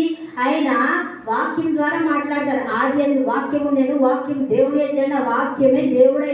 కాబట్టి వాక్య రూపంలో మన దగ్గరికి వస్తున్న దేవుడిని మనము దూరం చేసుకోకూడదు, పోగొట్టుకోకూడదు. పోగొట్టుకునేది ఏమిటో మనము తెలుసుకొని మనము ప్రవర్తించాలండి. కొంతమంది రక్షణ జీవితం పోగొట్టుకుంటారు. రక్షణ జీవితాన్ని దేవుడు మనకి తన కృప చొప్పున ఆయన మన కొరకు శిలువలో ప్రాణం పెట్టి ఆఖరి రక్తపు బొట్టు వరకు దారిపోసి ఆయన ఏం చేశాడంటే మనల్ని తన విలువైన రక్తము ద్వారా మనల్ని కొన్నాడండి. అయితే మనం ఏం చేస్తున్నామంటే ఆయన కొనిన విలువైన రక్తం, మనం ఎంతో విలువైన వారమని ఆయన ఎంచితే మనం ఏమనుకుంటాం? నేను విలువైన వ్యక్తిని కాదు, నా జీవితం పాత జీవితమే నాకు కావాలని. చాలామంది పురుషులను చూస్తే నాకు అక్కడే కోపం వస్తుందండి.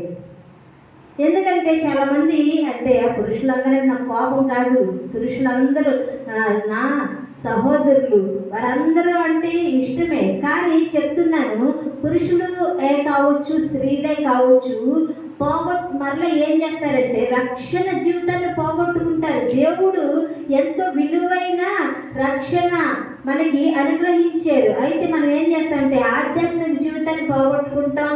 దేవుడు మనల్ని నమ్మి కొన్ని వరాలు ఇస్తాడండి, ఆ వరాలను పోగొట్టుకుంటాం. అంతేకాదు మనము చాలా కోల్పోతూ ఉంటాం అన్నమాట. ఇవేమీ కోల్పోకూడదు. దేవుడు ఇచ్చిన వరాలని కోల్పోకూడదు. దేవుడు మనకు కొన్ని వరాలను ఇస్తాడు. ఆ వరాలను మనం ఏం చేయాలంటే పట్టుకోవాలి. వాటిని మనము ఇంకనూ అభివృద్ధి చెందాలి. దేవుడు కొంతమందికి కొన్ని తలాంతులు ఇస్తాడు. ఒకరికి 1 తలాంతును, ఒకరికి 2ను, ఒకరికి 5, ఇట్లాగా ఒక్కొక్కరికి ఒక్కొక్క తలాంతుని ఇస్తారు. అయితే కొంతమంది ఏం చేస్తారంటే ఒకటి ఇచ్చిన వాడు ఏం చేస్తాడంట, భూమి తవ్వి దాన్ని దాచాడంట. అట్లయితే అభివృద్ధి అవుద్దా? ఆధ్యాత్మిక జీవితంలో నువ్వు అభివృద్ధి చెందగలవా? ఆధ్యాత్మిక జీవితంలో నువ్వు ఎదగగలవా? దేవుడు నిన్ను ఏ దృష్టితో దృష్టించాడో ఆయన యొక్క ప్రణాళిక నీ పట్ల ఏమిటో నువ్వు నెరవేర్చగలవా? అయితే మనం గమనించాలి, దేవుడు మనకిచ్చిన వరములను మనం ఏం చేయాలంటే వాటిని అభివృద్ధి చెందించుకోవాలి, కానీ వాటిని కోల్పోకూడదు, పారివేసుకోకూడదు. ఈ యొక్క స్త్రీ ఏం చేసిందంటే ఆమె వెండి నాణ్యాన్ని పోగొట్టుకున్నప్పుడు ఆమె ఏం చేసిందంటే దానికి దీపము వెలిగించి వెతికింది. హల్లెలూయా. ఏం చేసింది? దీపం వెలిగించింది. ఆమె మొదటగా చేసింది ఏంటి? దీపం వెలిగించింది. తర్వాత ఇల్లు ఊడ్చి వెతికింది. ఏం చేసింది? ఇల్లు ఊడ్చి వెతికింది. అయితే మనం కూడా ఏం చేయాలంటే, దీపము అంటే ఏంటండి? దేవుడి యొక్క వాక్యానికి సాదృశ్యం. నీ వాక్యము నా పాదములకు దీపము. హల్లెలూయా. దేవుని యొక్క వాక్యాన్ని మన పాదానికి ఏంటి? దీపము. కాబట్టి అది మన త్రోవకు వెలుగు. కాబట్టి మనం ఏం చేయాలంటే వెలుగుని ఇచ్చే దీపము మన జీవితంలో వెలిగించడానికి నీవే పూనుకోవాలి. ఈ యొక్క వాక్యం మనం ఏం చేయాలంటే మన చేత పట్టాలి, మనం దీనిపైన దృష్టి ఉంచాలి, దీన్ని చదవాలి, దీన్ని ధ్యానించాలి, దీన్ని మనము మన జీవితంలో అనువదించాలి అండి.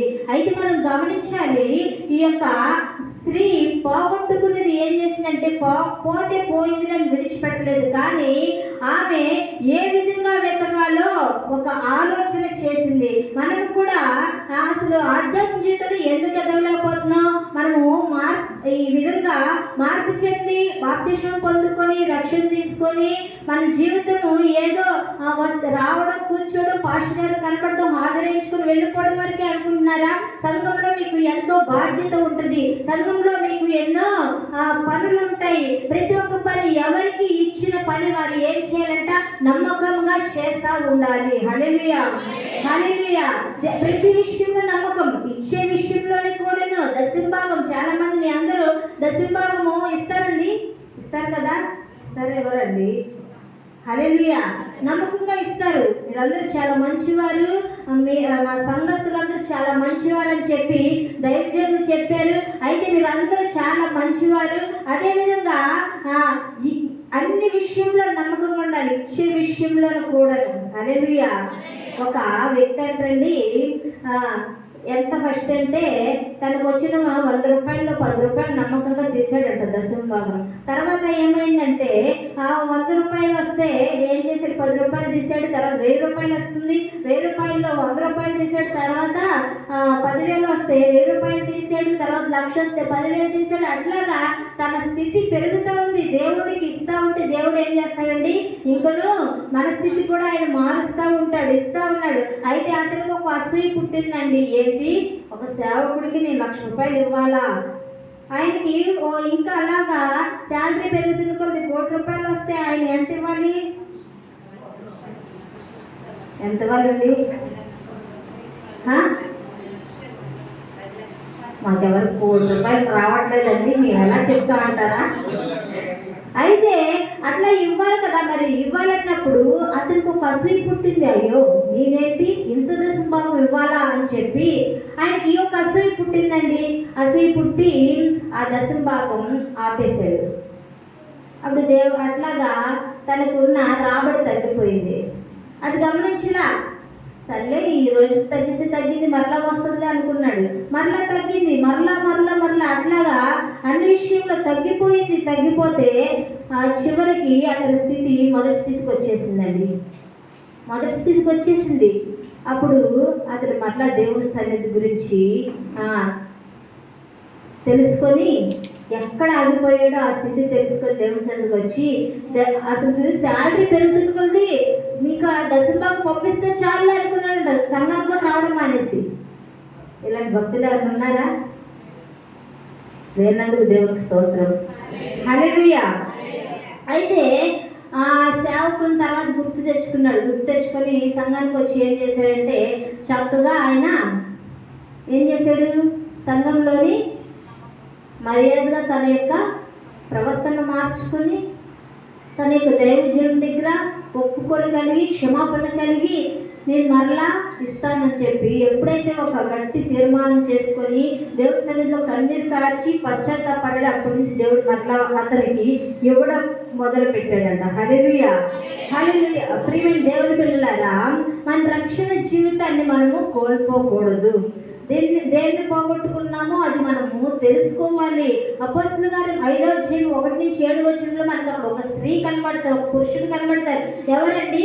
అననీయ సప్పేరా. అయితే అననీయ సప్పేరా ఏం చేశారంటే దైవజనుడైన పేతురు దగ్గరికి వెళ్ళినప్పుడు ఏమన్నారంటే దైవజనుడు పొలం ఎంతకే అమ్మారా అన్నప్పుడు వాళ్ళిద్దరూ ఏం చేశారు? ఫస్ట్ అననీయ వెళ్ళాడు, ఎంతకే అమ్మామన్నాడు. తర్వాత ఏమన్నారండి? సప్పేరా, ఎందుకే అమ్మావు? సప్పేరా, ఎందుకు? నీ భర్తను తీసుకొని పోయిన వారి పాదములు ఇంకను వాకిటినే నిలుచున్నవి, నువ్వెందుకు అబద్ధం చెప్తున్నావని. చాలా మంది ఆధ్యాత్మిక జీవితాన్ని కోల్పోవడానికి అబద్ధం ఒకటండి. ఎంతమంది అబద్ధాలు చెప్తారండి? ఎంతమంది అబద్ధాలు చెప్తారు? వ్యాపారం చేస్తే అబద్ధం చెప్పాలి, ఉద్యోగం చేస్తే అబద్ధం చెప్పాలి.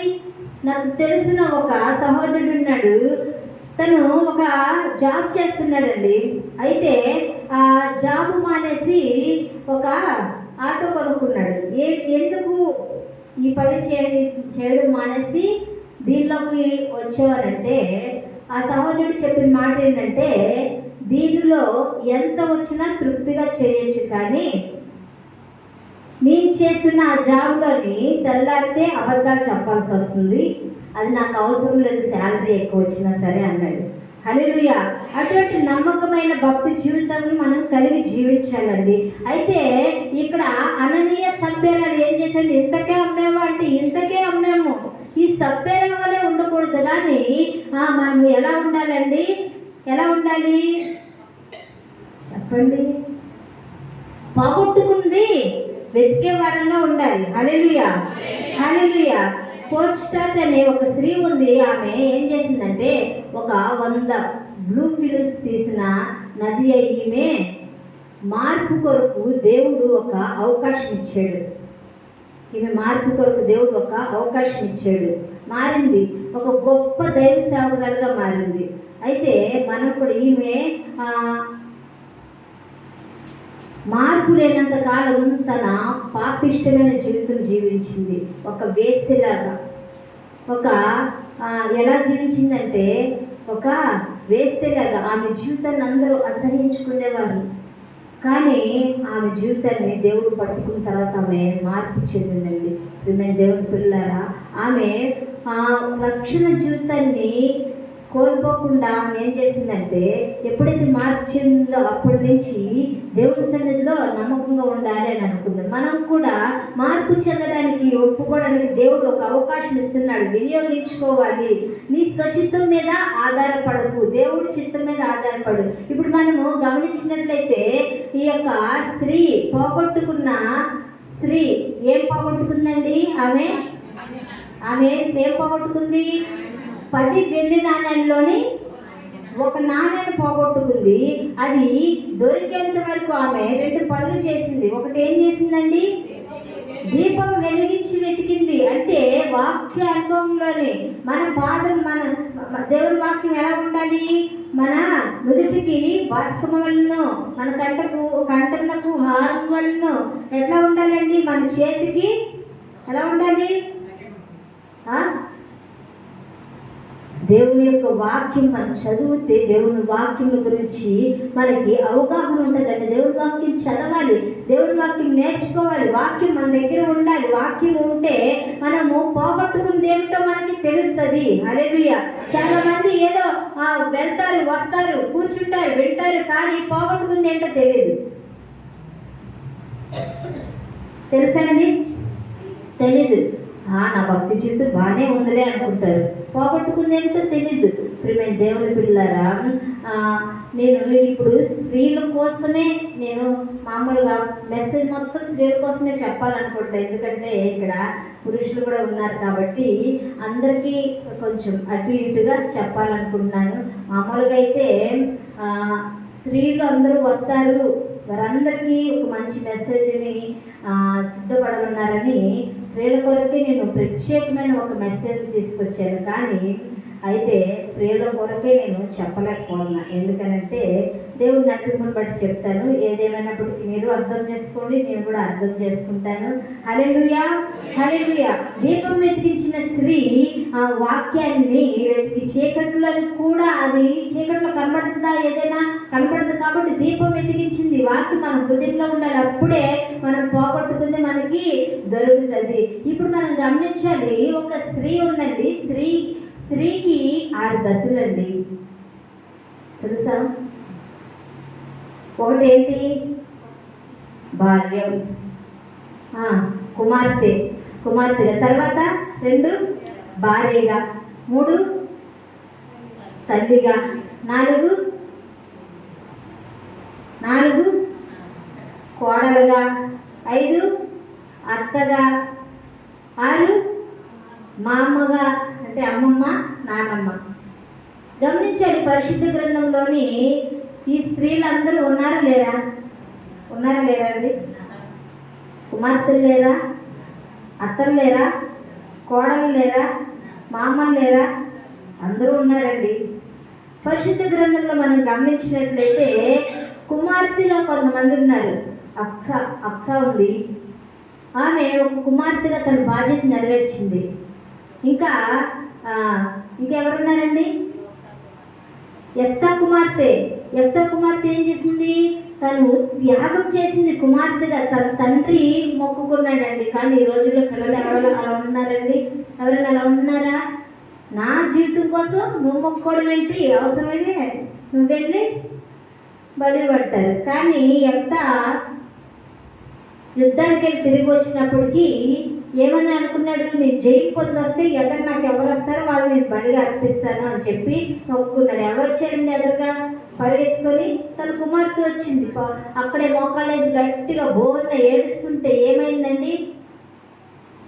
బోర్న ఏడుస్తుంటే, ఎందుకమ్మా ఏడుస్తున్నావు, ఎందుకు తండ్రి ఏడుస్తున్నావు అని అంటే, అయితే నేను ఇలా మొక్కుకున్నాను అని అంటే, నీ యొక్క మొక్కు తీర్చు తప్పకుండా. ఎవరిని అంటారు అట్లాగా? లేదు డాడీ, అయితే నాకు 2 నెలలు సమయం కావాలి. ఎందుకు? నా ఎవరి కళ్ళు కరెక్ట్గానే ఉన్నాను, కానీ ఇంకా ఏమైనా లోపం ఉందేమో, కొండ మీదకి వెళ్ళి కన్యకలను తీసుకొని వెళ్ళి నా జీవితాన్ని నేను సరి చేసుకుంటానని. జీవితాన్ని సరి చేసుకుంటానని ఎందుకు అడిగిందో తెలుసా అండి? యెఫ్తా కుమార్తె ఇక్కడే జీవితం సరి చేసుకోవడానికి అవకాశం. పరలోక రాజ్యం వెళ్తే ఉంటుందండి అవకాశం? ఉంటుందా అక్కడ? కాబట్టి ప్రియమైన దేవుని పిల్లారా, పురుషులే కావచ్చు, స్త్రీలే కావచ్చు, యవ్వనస్తులే కావచ్చు, ఎవరైనా సరే మీ జీవితాన్ని సరి చేసుకోవడానికి, పోగొట్టుకుంది పొందుకోవడానికి ఇదే అనుకూల సమయం. కాబట్టి మనము ఏం చేయాలంటే మన జీవితాన్ని సరి చేసుకోవడానికి ఇక్కడ యెఫ్తా కుమార్తె అడిగినట్టుగా మనం కూడా అడగాలి. తండ్రి, నాకు ఒక అవకాశం ఇవ్వు. ఇప్పటి వరకు నేను నీకు దూరంగా ఉన్నాను, ఇప్పటి వరకు ఆధ్యాత్మిక జీవితంలో ఎదగలేకపోయాను, ఇప్పటి వరకు ప్రార్థనా జీవితం ఏదో చేస్తున్నానని నలుగురిని మోసం చేస్తూ బ్రతికేస్తున్నాను, అయితే నాకు ఒక అవకాశం ఇస్తావా తండ్రి అని మన తండ్రి అయిన దేవుని దగ్గర మనం ప్రాధాన్యపడాలి. ప్రభువా, ఈ స్త్రీ అయితే యెఫ్తా కుమార్తె ఏమని చెప్పిందండి? ఒక 2 నెలలు గడువు అడిగింది. మరి మనం ఎన్ని నెలలు గడువు అడుగుతామండి? జీవితాంతం గడువు దేవుడు ఇస్తున్నా సరిపోవట్లేదండి. దేవుని పిల్లలకి నిజమే, చాలా మందిని గమనిస్తూ ఉంటే అనేకమైన సంఘాల్లోనే కానీ, మా సంఘంలోనే కానీ, ఇప్పుడున్న ఎవరినైనా సరే చూస్తే ఇదిగో మార్పు చెందామంటారు, మరలా లోకంలోకి వెళ్తే లోకంలోని ఏదైతే దేవునికి ఆయాసకరమైంది, మనకి ఇష్టకరంగా ప్రీతికరంగా కనబడినప్పుడు వెంటనే దాన్ని ఏం చేస్తున్నామంటే దానికి ఆకర్షితులైపోతున్నారు. పురుషులు చాలా మంది అసహించుకోవాల్సిన దాన్ని కక్కిన కూటికి ఆశపడుతున్నారు. బైబిల్లో ఉంది కదా, కక్కిన దాన్ని ఎవరైనా నాకుతారా? ఎవరైనా నాకేది?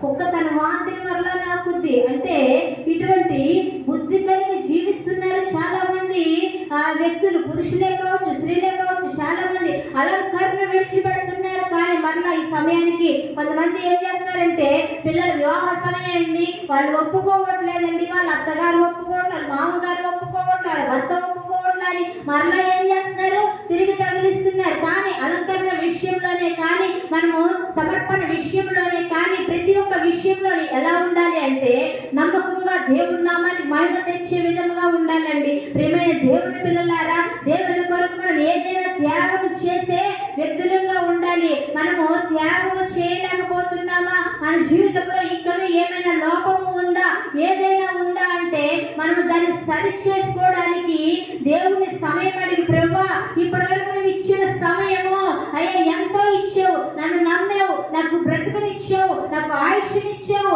అయితే ఇక చివరి దినముల్లో ఉన్నాం. ఎందుకంటే దేవుని రాకడ అతి సమీపంలో ఉంది. ఆయన 2వ రాకడతో తిరిగి వస్తానని చెప్పి ఉన్నాడు. కాబట్టి ఆయన రాకడతో మరలా రావడానికి సిద్ధమై ఉన్నాడు. కాబట్టి ఆయన మరలా వస్తున్నాడు. ఆయన త్వరగా మేఘారూఢుడై వస్తున్నాడు. ఆయన రాబోతున్నాడు. ఆయన వచ్చే సమయాన్ని మనం ఆసన్నం అవ్వాలి అంటే మనం ఏం చేయాలండి? నిద్ర వస్తున్నారు అందరూ హల్లెలూయా చెప్పండి. అది దేవుడు ఎంత చక్కగా మాట్లాడుతుంటే నిద్ర వచ్చే వాళ్ళు కూడా ఉన్నారు. అందుకని నేను చెప్పమన్నా. ఒకటండి, ఒక ఎగ్జాంపుల్ చెప్తా. షుగర్ ఉన్నోళ్ళంట, షుగర్ ఉన్నోళ్ళు తీపి తినరు, బీపీ ఉన్నోళ్ళు ఉప్పు తినరు. దేవుని యందు భయభక్తులు కలవారు దేవుని సన్నిధిలో నిద్రపోరు. ఇప్పుడు చెప్పండి హల్లెలూయా, హల్లెలూయా. అంటే మాకు షుగర్ లేదు, బీపీ లేదు, కానీ దేవుని యందు భయం మాత్రం ఉంది అని చెప్పగలరా? షుగర్లు ఉన్న వాళ్ళు ఉండొచ్చు, బీపీలు ఉన్న వాళ్ళు ఉండొచ్చు, కానీ దేవుని యందు భయం నాకు ఉంది అని చెప్పగలిగిన వారందరూ హల్లెలూయా చెప్పండి గట్టిగా, హల్లెలూయా. ప్రియమైన దేవుని పిల్లలారా, కుమార్తెలు బైబిల్లో చాలా మంది ఉన్నారు. యెఫ్తా కుమార్తె దేవుని ఆమె తన జీవితంలో ఇంకా ఏదైనా లోపం ఉందా అని సరి చేసుకోవడానికి సిద్ధపడింది. సమయం అని అడిగింది. దేవుడు మనకు సమయం ఇస్తున్నాడు, ఇంకా మనకు సిద్ధపడడానికి సమయం ఇస్తున్నాడు. కాబట్టి ఇక్కడ ఎవరి జీవితంలో ఎటువంటి లోపం ఉందో కానీ మీరందరూ ఏం చేయాలంటే ఇప్పుడు మీరందరూ అంటే ఏం చేయాలి? సరి చేసుకోవాలి మన జీవితాన్ని. కాబట్టి దేవుడు రాకడ సమీపంగా ఉంది కాబట్టి దేవుడు మనకి ఇచ్చిన సమయాన్ని మనం ఏం చేయాలి? సరి చేసుకోవాలి. అంతేకాదు భారీగా చాలామంది ఇప్పుడు భార్యల కోసం చెప్తే భర్తలకు సంతోషం, అవునా కాదండి? ఇక్కడున్న పురుషుల్లో వాళ్ళ భార్యలు ఎవరైనా ఉంటే వాక్యం చెప్పినప్పుడు వాళ్ళ మొక్కలు చూస్తారు. నాకు తెలుసు, నీకే సరి చేసుకొని చెప్తూ ఉంటారు. కానీ గమనించాలి, భార్యగా మనం గమనిస్తే ఇక్కడ ఒక భార్య ఉందండి. ఎవరనంటే ఎలీషా ప్రవక్త దగ్గర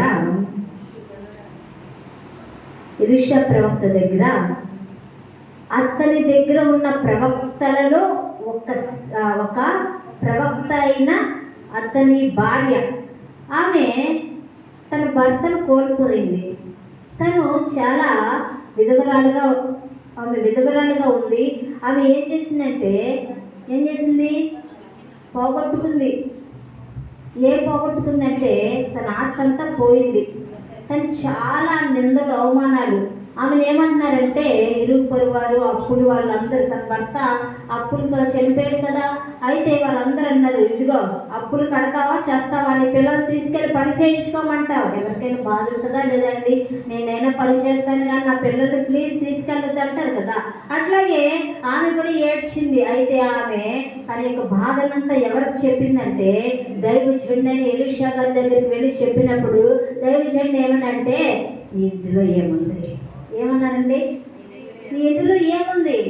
ప్రియమైన దేవుని పిల్లలారా, ఈరోజు ఇక్కడున్న స్త్రీలే కావచ్చు, పురుషులే కావచ్చు, మీరు ఏదైనా పోగొట్టుకున్నట్టు, చాలామందికి రుణబాధలు ఉంటాయి. ఇదిగో ఈ స్త్రీకి ఉన్నట్టే. లేదంటే ఏదైనా చేయలేని పరిస్థితి, ఏదైనా అనారోగ్య పరిస్థితి, ఇట్లా ఉన్నప్పుడు ఏం చేయాలంటే ఇదిగో ఈ పోగొట్టుకున్న స్త్రీ, అన్ని కోల్పోయిన స్త్రీ, ఈ స్త్రీ ఏం చేసిందంటే ఎలీషా ప్రవక్త దగ్గరికి వెళ్ళి, ప్రవక్త గారు నా జీవితం ఇది అని చెప్పింది. మొదటగా మనం నేర్చుకోవాల్సింది ఏంటంటే మన జీవితాన్ని దేవుని హస్తాల్లో పెట్టాలి, దైవజనులకు చెప్పాలి. హల్లెలూయా. అప్పుడు దైవజనుడు ఏమన్నాడంటే, అమ్మా ఇంటిలో ఏముంది? కొంచెం నూనె ఉందండి. సరే, చుట్టుపక్కల ఉన్న అందరి ఇళ్లలో ఖాళీ పాత్రలు తీసుకొని రా అని చెప్పినప్పుడు అందరి ఇళ్లలో ఉన్న ఖాళీ పాత్రలు ఇరుగుపరు వారు అందరి దగ్గర నుండి తీసుకొని వచ్చినప్పుడు దాన్ని పోయమన్నప్పుడు పోసింది. అంటే ఈమెలో ఏమి గమనించామండి? దేవుని మాట వినే లక్షణం. ఆమెలో క్వశ్చన్ ఏమైనా వేసిందా? ఏంటండి ఆయిల్ చూస్తే కొంచెం ఉంది, ఇంత కూడా లేదండి, కొద్దిగా కొంచెం ఉంది, దీనిని అన్నిట్లో పోయేలా మనకైతే వస్తుందా రాదని డౌట్. అనవసరమైన ప్రశ్నలన్నీ మన జీవితంలోనే మొదలవుతాయి. అయితే ఆమె ఏం చేసింది? నమ్మింది, బుద్ధిగా నమ్మింది, దైవజనుని మాటను నమ్మింది, దైవ సేవకుల్ని నమ్మింది, దైవజనుని మాటను నమ్మింది. అదేవిధంగా మనలో కూడా మన జీవితంలో ఏం చేయాలంటే మొదటిగా నమ్మకత్వం ఉండాలండి. తర్వాత ఏం చేయాలంటే మన జీవితాన్ని దేవుని హస్తంలో పెట్టాలి. హల్లెలూయా. ఈమె ఏం చేసిందంటే మొత్తం పోయడం మొదలుపెట్టింది. పోసిన తర్వాత ఏమైంది? ఆమె అన్ని నిండిపోయిన తర్వాత తీసుకొని వెళ్ళి ఏం చేయాలి? వీటన్నిటిని అమ్మి అప్పులు తెచ్చుకో. అయితే ప్రియమైన దేవుని పిల్లలారా, నిజంగా దేవుడు ఆ రోజు ఆమె జీవితంలో గొప్ప అద్భుత కార్యం చేసేది.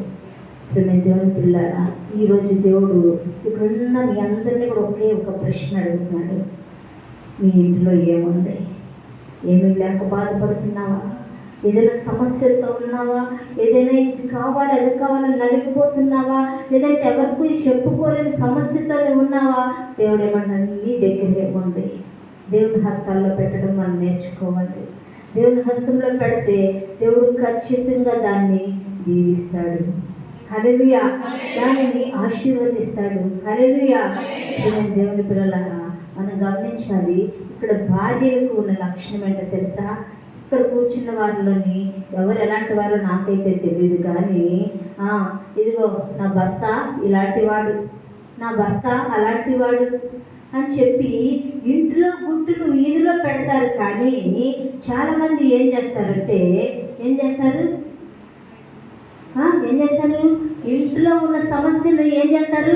వీధిలో పెట్టుకుంటారు. కానీ అయ్యో, భర్తను కప్పడం చేత కాదు. భర్తను కప్పాలండి. ఎందుకంటే ఎంతో కష్టపడి రేయింబగులు చెమటొచ్చి సుఖం విడిచి భార్యను బిడ్డల్ని పోషించాలని ఎంతగానో మీ భర్తలు మీ కొరకు బయటకు వెళ్ళి పనిచేస్తూ ఉంటారు. కాబట్టి వారిని ఏం చేయాలంటే దాచే బాధ్యత, కాపాడే బాధ్యత మీదే. ఏం చేయాలి? సమస్యను ఎక్కడో పెట్టకూడదు, సమస్యను దేవుని హస్తంలో పెట్టాలి. హల్లెలూయా. ఈ విషయంలోని మీరు ఏం నేర్చుకున్నారో నాకు తెలియదు, కానీ నేనైతే నేర్చుకున్నాను. హల్లెలూయా. మనం ఏం చేయాలి? సమస్యను ఏం చేయాలి? దేవుని హస్తంలో పెట్టాలి. ఏదైనా సరే ఉంటే తినాలి, లేకపోతే లేదు. కానీ చాలామంది ఇదిగో నా భర్త, అక్కడ వాళ్ళు ఫ్రిడ్జ్ కొనుక్కున్నారు కానీ మాకు కొనమంటే కొండు, వాళ్ళు వాషింగ్ మిషన్ కొనుక్కున్నాడు కానీ నాకు కొనమంటే కొండు, నా భర్తలు ఎవరికీ ఉండకూడదు అనేవారు ఎక్కువ కనబడుతున్నారు. కానీ నా భర్త బంగారం. ఎందుకంటే ఆయన ఏం చేస్తాడు? ఆయనకున్నది చెమట ఊర్చి కష్టపడతాడు. మంచి లక్షణం. ఆయన ఈ విధంగా మేము ఉన్నాము అని అంటే, తింటున్నాము అంటే కేవలం నా భర్తకు దేవుడిచ్చిన ఆరోగ్యమే, ఆయన వెళ్ళి కష్టపడటమే. ఇట్లాగే ఏదైనా సరే సరిపెట్టుకునే మనసు ఎవరికైనా ఉంటుందా? ఈమెం చేసిందండి? తనకున్న అప్పులు ఎవరు చేశారండి? ఎవరు చేశారు? ఏమైనా చెప్పిందా? దయచేయండి, నా భర్త ఇలా చేశాడు, చేసిపోయాడు. మనమైతే ఇంకొక మాటలేసి తిడతాం, అవునా? కానీ ఆమె ఏం చేసిందంటే తన భర్తను కాపాడుతుంది. ప్రియమైన దేవుని పిల్లారా, దేవుడు ఒక వాక్యం సెలవిస్తున్నాడు. ఇదిగో స్త్రీలారా, మీ భర్తలను ప్రేమించండి. భర్తలారా, మీ భార్యలను ఏం చేయాలి? ప్రేమించాలి. స్త్రీలారా, మీ భర్తలకు లోబడండి. చెప్పడం లేదా? ప్రేమించండి, లోబడండి. మీరేం చేయాలి? పురుషులు భార్యను ప్రేమించాలి. కానీ పురుషులతో వచ్చిన గోల ఏంటో తెలుసా? స్త్రీల దగ్గర పరస్త్రీలను పొగుడుతారు. అది వీళ్ళకి నచ్చదు. అవునా కాదా? అదిగో ఆమె చూడండి, చాలా బాగా వంట చేసింది, నువ్వెప్పుడు నేర్చుకుంటావు అంటారు. ఇంకా ఆమె ఏం చేసింది? చాలా చక్కగా రెడీ అవుతుంది, నువ్వేం చేస్తావు? మరి నీకు ఆమె రెడీ అయినా టీమ్ కూడా రెడీ అవుతే నీకు వంట ఎవరు చేస్తారు? అర్థం చేసుకోవాలి కదా. కానీ ఇక్కడ ఎవరు అర్థం చేసుకోవాలండి? స్త్రీలను పురుషులు అర్థం చేసుకోరు, పురుషులు స్త్రీలను అర్థం చేసుకోరు.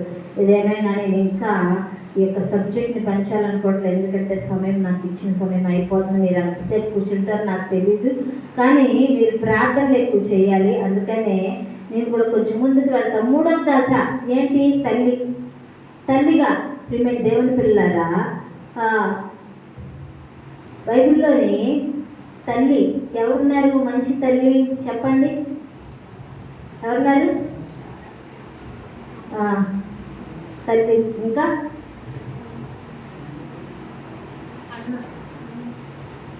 యూనికే ఉందా? ఒక మంచి తల్లిగా తన కుమారుడిని పెంచింది. ఎలా పెంచిందండి? ఒక విశ్వాసంతో పెంచింది తన పిల్లలకి. ఈ రోజుల్లోని తల్లిదండ్రులు ఏం చెప్తున్నారండి? సెల్ ఫోన్ ఇచ్చేసి పెద్ద సెల్ ఫోన్ ఇస్తున్నారు, కూర్చోబెట్టి ఇదిగో నీకు ఇందులోని ఒక గేమ్ పెట్టుకొని అని అన్నం పెడుతున్నారు అంతే. కానీ ఏం చేయాలి? ఈ యూనిక్ ఏం చేసిందంటే తన పిల్లడికి ఏం చేసింది, విశ్వాసాన్ని నూరు పోసింది. బాలుడు అయిన తిమోతి ఏం చేసింది, విశ్వాసాన్ని నూరు పోసింది. సరే, ఇంకా కొంచెం ముందుకెళ్తే కోడలిగా ఒక పరిశుద్ధ గ్రంథంలో చూసినట్లయితే రూతు నయోమి ఉన్నారండి. అత్తగా రూతు, కోడలుగా నయోమి. వీరిరువురి జీవితం ఆధ్యాత్మిక జీవితం. ఈ రోజుల్లోని ఎవరైనా అత్త కోడలు ఆ విధంగా ఉన్నారా, ఒకరినొకరు అర్థం చేసుకుంటున్నారా అని అంటే అత్త మీద కోడలు, కోడల మీద అత్త. ఇవి తప్ప ఏమైనా ఆధ్యాత్మిక జీవితంలో ఎదిగే లక్షణాలు ఏమైనా ఉన్నాయంటే ఎక్కడ ఏమి కనబడట్లా ప్రజల్లో. కాబట్టి ప్రియమైన దేవుని పిల్లారా, నయోమి రూతుల వల్లే మన ఆధ్యాత్మిక జీవితంలో మనము ఎదగాలి. ఇంకా గమనించినట్లయితే అవ్వ మామగా ఎవరు, లోయి తెలుసు కదా, లోయి అవ్వ. లోయి అవ్వ ఏం చేసిందంటే లేఖనములతో ఆటపాటలతో లేఖనాలు నేర్పింది తన మనవడైన తిమోతికి. ఏం చేసింది, లేఖనములు. మనమైతే ఏం చేస్తాం ఈ రోజుల్లోనే, టీవీ పెట్టమ్మాయి అని చెప్పి తన కోడలు తిడతారు. అదిగో ఏడుస్తున్నాడు ఆ మనవడు, ఏడుస్తున్నాడు. ఏదో చేసింది ఈమె, ఏదో చేసింది. కానీ ఇక్కడ గమనించినట్లయితే లోయి అవ్వ ఏం చేసిందో తెలుసా, ఏం చేసింది, ఆటపాటలతో లేఖనాలు నేర్పించింది. ఆటపాటలతో, ఇదిగో ఆదియందు వాక్యం ఉండేను అని చెప్పి, అవసరమైతే ఆమె ఏం చేసిందంటే డ్యాన్స్ చేస్తూ ఏం చేసింది, డ్యాన్స్ చేస్తూ నేర్పించింది. ఇదిగో దుష్టుల ఆలోచన చొప్పున నడవకూడదు, పాపుల మార్గమున నిలవకూడదు, అపహాసకులు నవ్వుతారే వాళ్ళందరి మధ్యలోని కూర్చోకూడదు అని చెప్పి ఇవన్నీ చేస్తూ ఉంటే అలా అమ్మను చూసుకుని చక్కగా తినేస్తూ ఉండేవాడు తిమోతి. అర్థమైందా? రోజుల్లోనైతే ఏం చేస్తున్నా, ఇదిగో సెల్ ఫోన్ పట్టుకొని దీన్ని చూడు, దీన్ని చూసి అని చెప్పు, ఆను అని ఏం చేస్తుందంటే ఒక ముద్ద తెచ్చి ఇదిగో, లేదంటే చందమామ రావే, జాబిల్లి రావే, ఏమంటే ఈ పాటలు ఇప్పుడు ఏం లేవులేండి, అప్పుడులో వాళ్ళు పాడేవారు. అయితే ఇవన్నీ ఇట్లాగా ఏదో చూసి నేర్పిస్తున్నారు. కానీ మామలు ఎంతమంది మామలు అయ్యారు ఇక్కడ? అయితే మీ మనవులు అల్లరి చేస్తుంటే వాళ్ళకి ఏం చేయాలి? అల్లరి చేస్తే మీ మనవుళ్ళకి ఏం చేయాలి? లేఖనాలు నేర్పించండి, బైబిల్ నేర్పించండి, బైబిల్ని పఠించాలి, బైబిల్ చదవాలి, ధర్మశాస్త్రం చిన్నప్పటి నుంచే పఠించనివ్వాలి. పిల్లలకి చిన్ననాటి నుంచే బైబిల్ వాక్యం నేర్పించాలి. సండే స్కూల్లో ఎవరైనా ఏమైనా అన్నారా? సండే స్కూల్ టీచర్ టీవీ ఇచ్చేస్తా, నాకే అధికారం ఉంది అని అనకూడదు. అర్థమైందా? సండే స్కూల్లోని ఒకవేళ టీచర్ నిన్నేమైనా అన్నారా, నీ మంచి కోసమే కదా అని పిల్లలకు చెప్పాలి. కానీ ఎవరైనా ఏమైనా అంటే వాళ్ళని తీపిచ్చేస్తా, వాళ్ళంతా చూస్తా, మా మనవుడి జోలికి రావడానికి వాళ్ళకి ఎంత ధైర్యం. ఇట్లాంటి మాటలు పిల్లల దగ్గర మాట్లాడకూడదు. పిల్లల దగ్గర ఎలాంటి మాట్లాడాలి? టీచర్ కొట్టారు, నేను స్కూల్కి వెళ్ళినా, నిన్ను కొట్టారా, పద నేను వాళ్ళంతా తేలిస్తాను. ఒక చెంగు దోపుకొని చెయ్యిలో నాకు గంతులు వేసుకొని వెళ్ళకూడదు. ఏం చేయాలంటే, ఎందుకు కొట్టారు, నీదేం తప్పు ఉంది, నువ్వేం చేస్తావు అని అడగాలి పిల్లల్ని. కాబట్టి దేవుడి పిల్లలారా, ఏది ఏమైనప్పటికీ స్త్రీలే కావచ్చు, పురుషులే కావచ్చు, పిల్లలకి ఎట్లాంటి క్రమశిక్షణ నేర్పించాలి. పరిశుద్ధ గ్రంథంలో ఎదీదా అనే ఒక తల్లి ఉందండి. ఎదీదా ఎంతమందికి తెలుసు? ఎదీదా రాజుల గ్రంథంలో ఉంటుంది. అయితే ఆమె 22వ అధ్యాయంలో మీకు కనబడుతుంది, 2వ రాజుల గ్రంథంలోని. ఆమె తన కుమారుడైన యోషియా ఎన్ని సంవత్సరాలకి రాజ్య పరిపాలన చేశాడో తెలుసా? 8 సంవత్సరాలకండి. ఎన్ని సంవత్సరాలకి? 8 సంవత్సరాలకి రాజ్య పరిపాలన చేశాడంటే కారణం ఏమిటంటే తన తల్లి క్రమశిక్షణలో పెంచిందండి. తన తల్లి బిడ్డల్ని క్రమశిక్షణలో పెంచింది. తన తండ్రి మూర్ఖుడు అనమాట. ఈ యొక్క యోషియా తండ్రి మూర్ఖుడు. అయితే ఆయన చనిపోయాడు. కానీ అతని తర్వాత రాజ్యం పరిపాలించడానికి 8 సంవత్సరాలకి, 8 సంవత్సరాల పిల్లలకి ఏమైనా తెలుస్తుందండి? రాజ్యాన్ని పరిపాలించగలరా? వారు ఏదైనా రాజ్యాన్ని ఇక్కడ ఉండి వీళ్ళందరినీ క్రమశిక్షణ, ఇక్కడ ఉన్న ఈ ఎంతమంది, ఒక 50 మంది 60 మంది ఉంటారా, వీళ్ళనే క్రమశిక్షణలో నిలబెట్టమంటే 8 సంవత్సరాల పిల్లడు వచ్చి నిలబెట్టగలండి? వాళ్ళందరూ ఈ పిల్లడు మాట వింటారా? కానీ రాజ్యాన్ని పరిపాలన చేసే జ్ఞానము నూరు పోసిన తల్లి అయిన ఎదిగా. అర్థమైందా? కాబట్టి మనము కూడా పరిశుద్ధ గ్రంథం నేర్చుకుంటున్నాం, ఏదో వస్తున్నాం, దేవుని వాక్యం వింటున్నామంటే కాదు, మన బిడ్డలకి ఏం నేర్పిస్తున్నాం? చాలా మంది తండ్రులే వారి పిల్లలు చెడగొడతారండి. కారణం ఏంటో తెలుసా? వాళ్ళు ఏమంటారు, ఇదిగో ఎందుకురా నాన్న ఏడుస్తున్నావు, అమ్మ కొట్టిందా, అసలు దాని పని చెప్తాను పదా అంటారు. అయిపోయింది అక్కడ. పిల్లడు ముందు తన భార్య గాలంతా తీసేశారు. కాబట్టి పిల్లల ముందు అలాంటి మాటలు మాట్లాడకూడదు. కానీ నీ కొరకే కదా నాన్న చెప్పింది అమ్మ, ఏడవకూడదు అట్లా, నీకు సరి చేసుకుంటావని కదా, అందుకనే నీకు చెప్పింది. ఇది నీకు అవసరమమ్మా బుజ్జి, ఈ విధంగా నువ్వు నేర్చుకుంటే రేపు పొద్దున్న నీ భవిష్యత్తే బాగుంటుంది అని తండ్రి ఒక్క మాట పిల్లల దగ్గర చెప్తే, అవునా నిజంగా అమ్మ అయితే కరెక్ట్గానే నాకు మంచి బుద్ధి నేర్పించిందా అనే ఆలోచన ఆ పిల్లల్లో మెదులుద్ది. కానీ ఈ రోజుల్లో పిల్లలు మేనమా వచ్చాడా జాగ్రత్త చెప్పు, మేనత్త వచ్చిందా ముక్కు కోస్తా అని చెప్పు, ఇవ్వండి పిల్లలకి నేర్పిస్తారు. చాలా మంది పెద్దలు, పురుషులైనటువంటి వారు చాలా మంది ముద్దు చేస్తారు వారి పిల్లలకి. కానీ చేయవలసింది ముద్దు కాదు, క్రమశిక్షణ. హల్లెలూయా, హల్లెలూయా.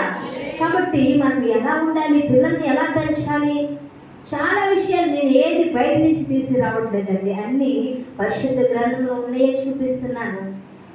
ఇంకను ఇది రాత్రికాల సమయం కాబట్టి మీకు చాలా సాఫ్ట్గా చెప్పాల్సి వస్తుంది.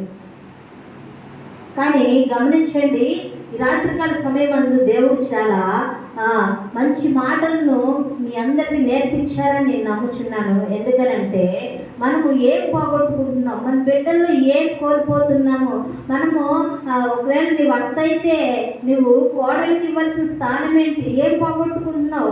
ఆమె దగ్గర మర్యాద నువ్వు పోగొట్టుకుంటున్నావు. లేదా నువ్వు కోడలవైతే నీ అత్త దగ్గర నువ్వేం పోగొట్టుకుంటున్నావు? లేదా నువ్వు తల్లివైతే నీ కుమార్తె దగ్గర ఏం పోగొట్టుకుంటున్నావు? నువ్వు కుమార్తె అయితే తల్లి దగ్గర ఏం పోగొట్టుకుంటున్నావు? ఇవన్నీ మనము పోగొట్టుకున్నది మనము తిరిగి పొందుకోవాలి. ఏం చేయాలి? పోగొట్టుకుని తిరిగి పొందుకోవాలంటే దీపము వెలిగించాలి. దీపము వెలిగించాలి. దీపము అంటే దేవుని యొక్క వాక్యము. ఈ వాక్యం మన జీవితంలో ఉంటే మనము నడవవలసిన మార్గము దేవుని యొక్క వాక్యం మనకి చూపిస్తే, దేవుని వాక్యము జీవము కలిగింది, దేవుని వాక్యము సర్వశక్తివంతమైనది, అది మనకి వెలిగిస్తుంది, అది మనల్ని త్రోవలో నడిపిస్తుంది, అది మనకి అర్థము వంటిది, అది మనకి జ్ఞానం ఇచ్చేది, అది మనల్ని బలపరిచేది. కాబట్టి దేవుని యొక్క వాక్యమును మనం ఎప్పుడు మన హృదయంలోని ఉంచుకోవాలి. అందుకనే హృదయం అనే పలక మీద దేవుని యొక్క వాక్యాన్ని రాసుకోవాలి. పుస్తకంలో రాసుకుంటే సరిపోదు, కానీ ఎక్కడ రాయబడాలంటే దేవుని యొక్క వాక్యము దీపము వెలిగించి వెతకాలి అంటే ఎక్కడ రాయబడాలి? మన హృదయం అనే పలక మీద దేవుని యొక్క వాక్యము రాయబడితే ఖచ్చితంగా నీ జీవితంలో నీకు వచ్చిన సమస్యను చూసి కృంగిపోవండి. నీ జీవితంలోని అయ్యో నా జీవితంలో నాకు వచ్చిన పెద్ద సమస్య, ఈ సమస్యని దాటిపోలేకపోతున్నాను, ఇక నేను చర్చి కూడా రాలేనని చెప్పి మూల కూర్చొని ఆడవడం తప్ప ఏమి చేయలేదు. కానీ చాలా మంది, నాకు తెలిసిన ఒక కుటుంబం ఉంటుందండి, దేవుడు చిన్న సమస్య వస్తే మూల కూర్చొని ఆడవడమే, పెద్ద సమస్య వస్తే ఇంక చెప్పవసరలా, ఎవరైనా పిలిస్తే మూతి తిప్పుతారు, ఎవరైనా పిలిస్తే ఏంటంటే ఇది దేవుని వాక్యం ఉన్నవారు ఎవరు అలా చేయరు. ఇదిగో దేవుని వాక్యం ఉన్నవారు ఎప్పుడు పెదవుల పైన ఏం కనపడుతుందండి? చిరునవ్వు. హల్లెలూయా. సమస్యలు నుదుటి మీద రాసుకొని తిరగరు దేవుని బిడ్డలు. సమస్యలు ఉండవచ్చు కానీ ముఖంలో చిరునవ్వు చూపిస్తారు. హల్లెలూయా, హల్లెలూయా. ప్రియమైన దేవుని పిల్లలారా, నాకు ఈ మధ్యలో ఒక సమస్య ఎదురైందండి. అయితే నేను ఒక మాట చెప్పా, నేను ఎదుర్కొంటున్న సమస్యల్లో ఇది నాకు ఒక లెక్కే కాదు అని. హల్లెలూయా, హల్లెలూయా. కాబట్టి మనము ఎంత శ్రమల్లోని నలగడానికి గల కారణం, ఈ రోజుల్లోని శ్రమలు వస్తే నాకే పెట్టాలా దేవుడి సమస్య, నా జీవితంలోనే రావాలా ఈ సమస్య అని ఆడవడం మొదలు పెడుతున్నారు. కానీ ఈ సమస్య నాకు అవసరమని అనుకోవట్లా. ఎందుకంటే ఇది అవసరమని నేను చెప్తున్నాను. దేవుని వాక్యం సెలవిస్తుంది, ఇదిగో పరలోక రాజ్యం మనందరం వెళ్ళవలసిన వారమై ఉన్నాం. అక్కడికి వెళ్ళిన తర్వాత దేవుడు మనల్ని గురించి సాక్షి వేయడానికి ఇదిగో మహాశ్రమంలో వచ్చి నా బిడ్డలు అని సాక్షి ఇవ్వాలి కదండి. అందుకే మన జీవితంలో ఒక చిన్న సమస్య వేస్తాడు, దీనికి తట్టుకోలేక బాధపడిపోతే ఎలా అండి? అది ఆర్థిక ఇబ్బందే కావచ్చు, లేదంటే ఆహారంలో లేమే కావచ్చు, లేదంటే మనకు అనారోగ్య పరిస్థితే కావచ్చు, ఎటువంటి రకమైన సమస్య అయినా కావచ్చు. కానీ వాటిని చూసి కృంగిపోయి ఆగిపోకూడదు, కానీ ఆధ్యాత్మిక జీవితంలో సాగిపోవడమే నేర్చుకోవాలి మనం. హల్లెలూయా, హల్లెలూయా. కాబట్టి ఇప్పుడున్న స్త్రీలారా, పురుషులారా, ప్రతి ఒక్కరూ వినవలసింది ఏమిటి అంటే, నీకు వచ్చిన సమస్య ఎంతో కొండంత అనుకోని భయపడిపోతున్నావు. దేవుడు ఏమన్నాడంటే, నీవు తట్టుకోగలిగినంత శ్రమ కన్నా ఎక్కువ సమస్య నీ జీవితంలో నేను అనుమతి ఇవ్వను అన్నాడు దేవుడు. హల్లెలూయా.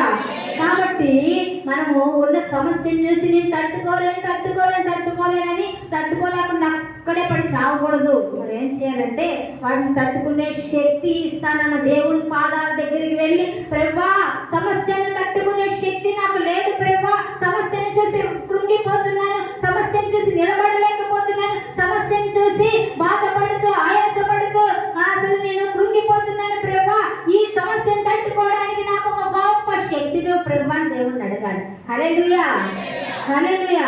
కాబట్టి సమస్యను తట్టుకునే శక్తి ఇవ్వడానికి సమర్థుడు మన దేవుడు. హల్లెలూయా. దేవుని పిల్లారా, మన దేవుడు ఏదైనా చేయడానికి సమర్థుడు. హల్లెలూయా.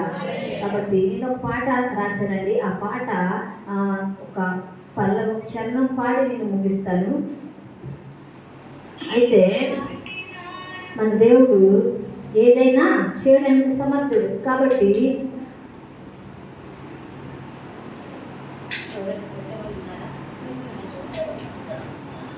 ఏదైనా చేయగలవు యేసయ్యా నీవు,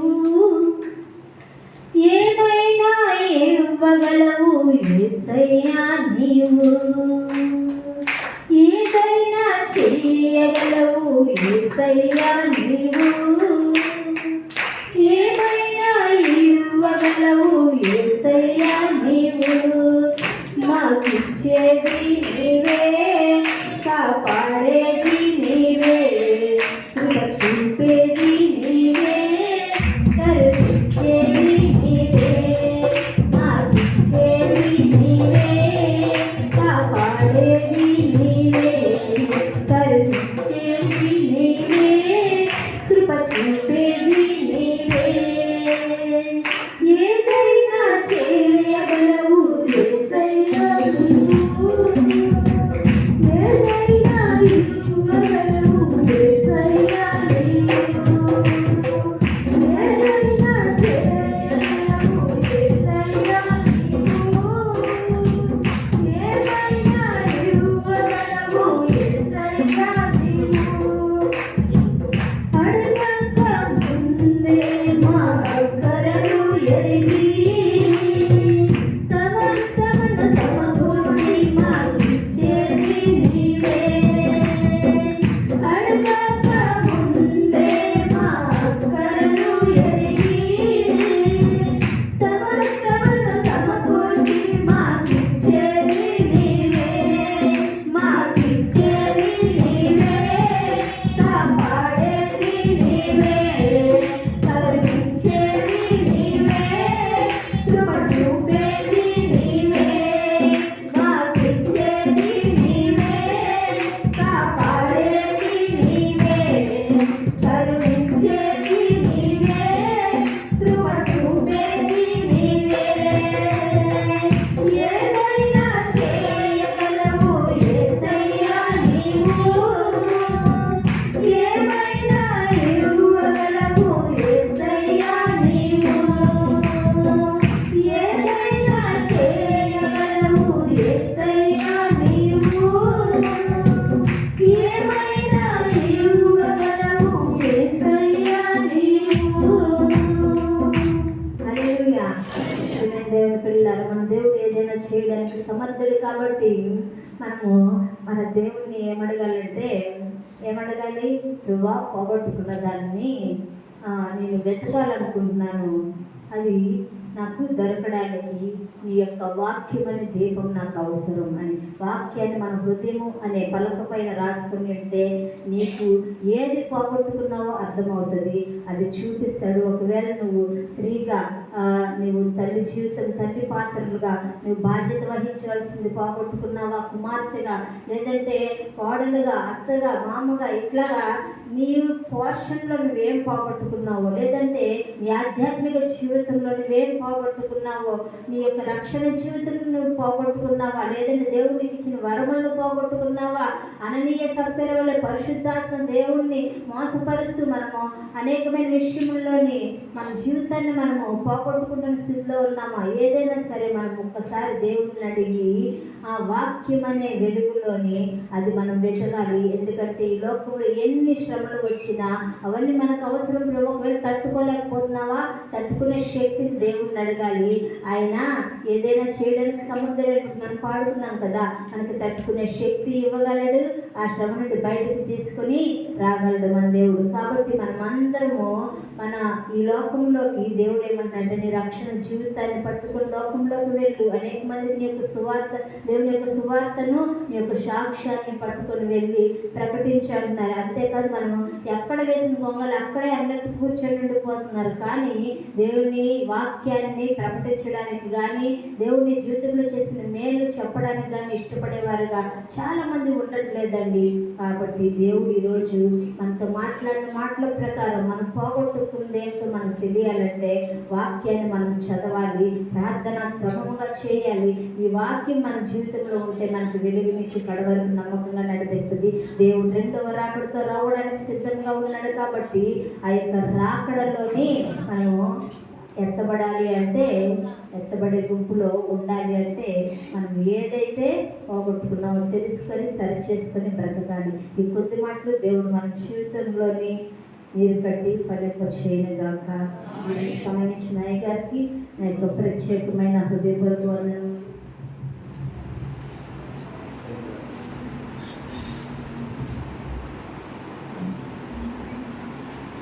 దేవునికి స్తోత్రం చేద్దామా? హల్లెలూయా. మనకి ఏం బాగుంది?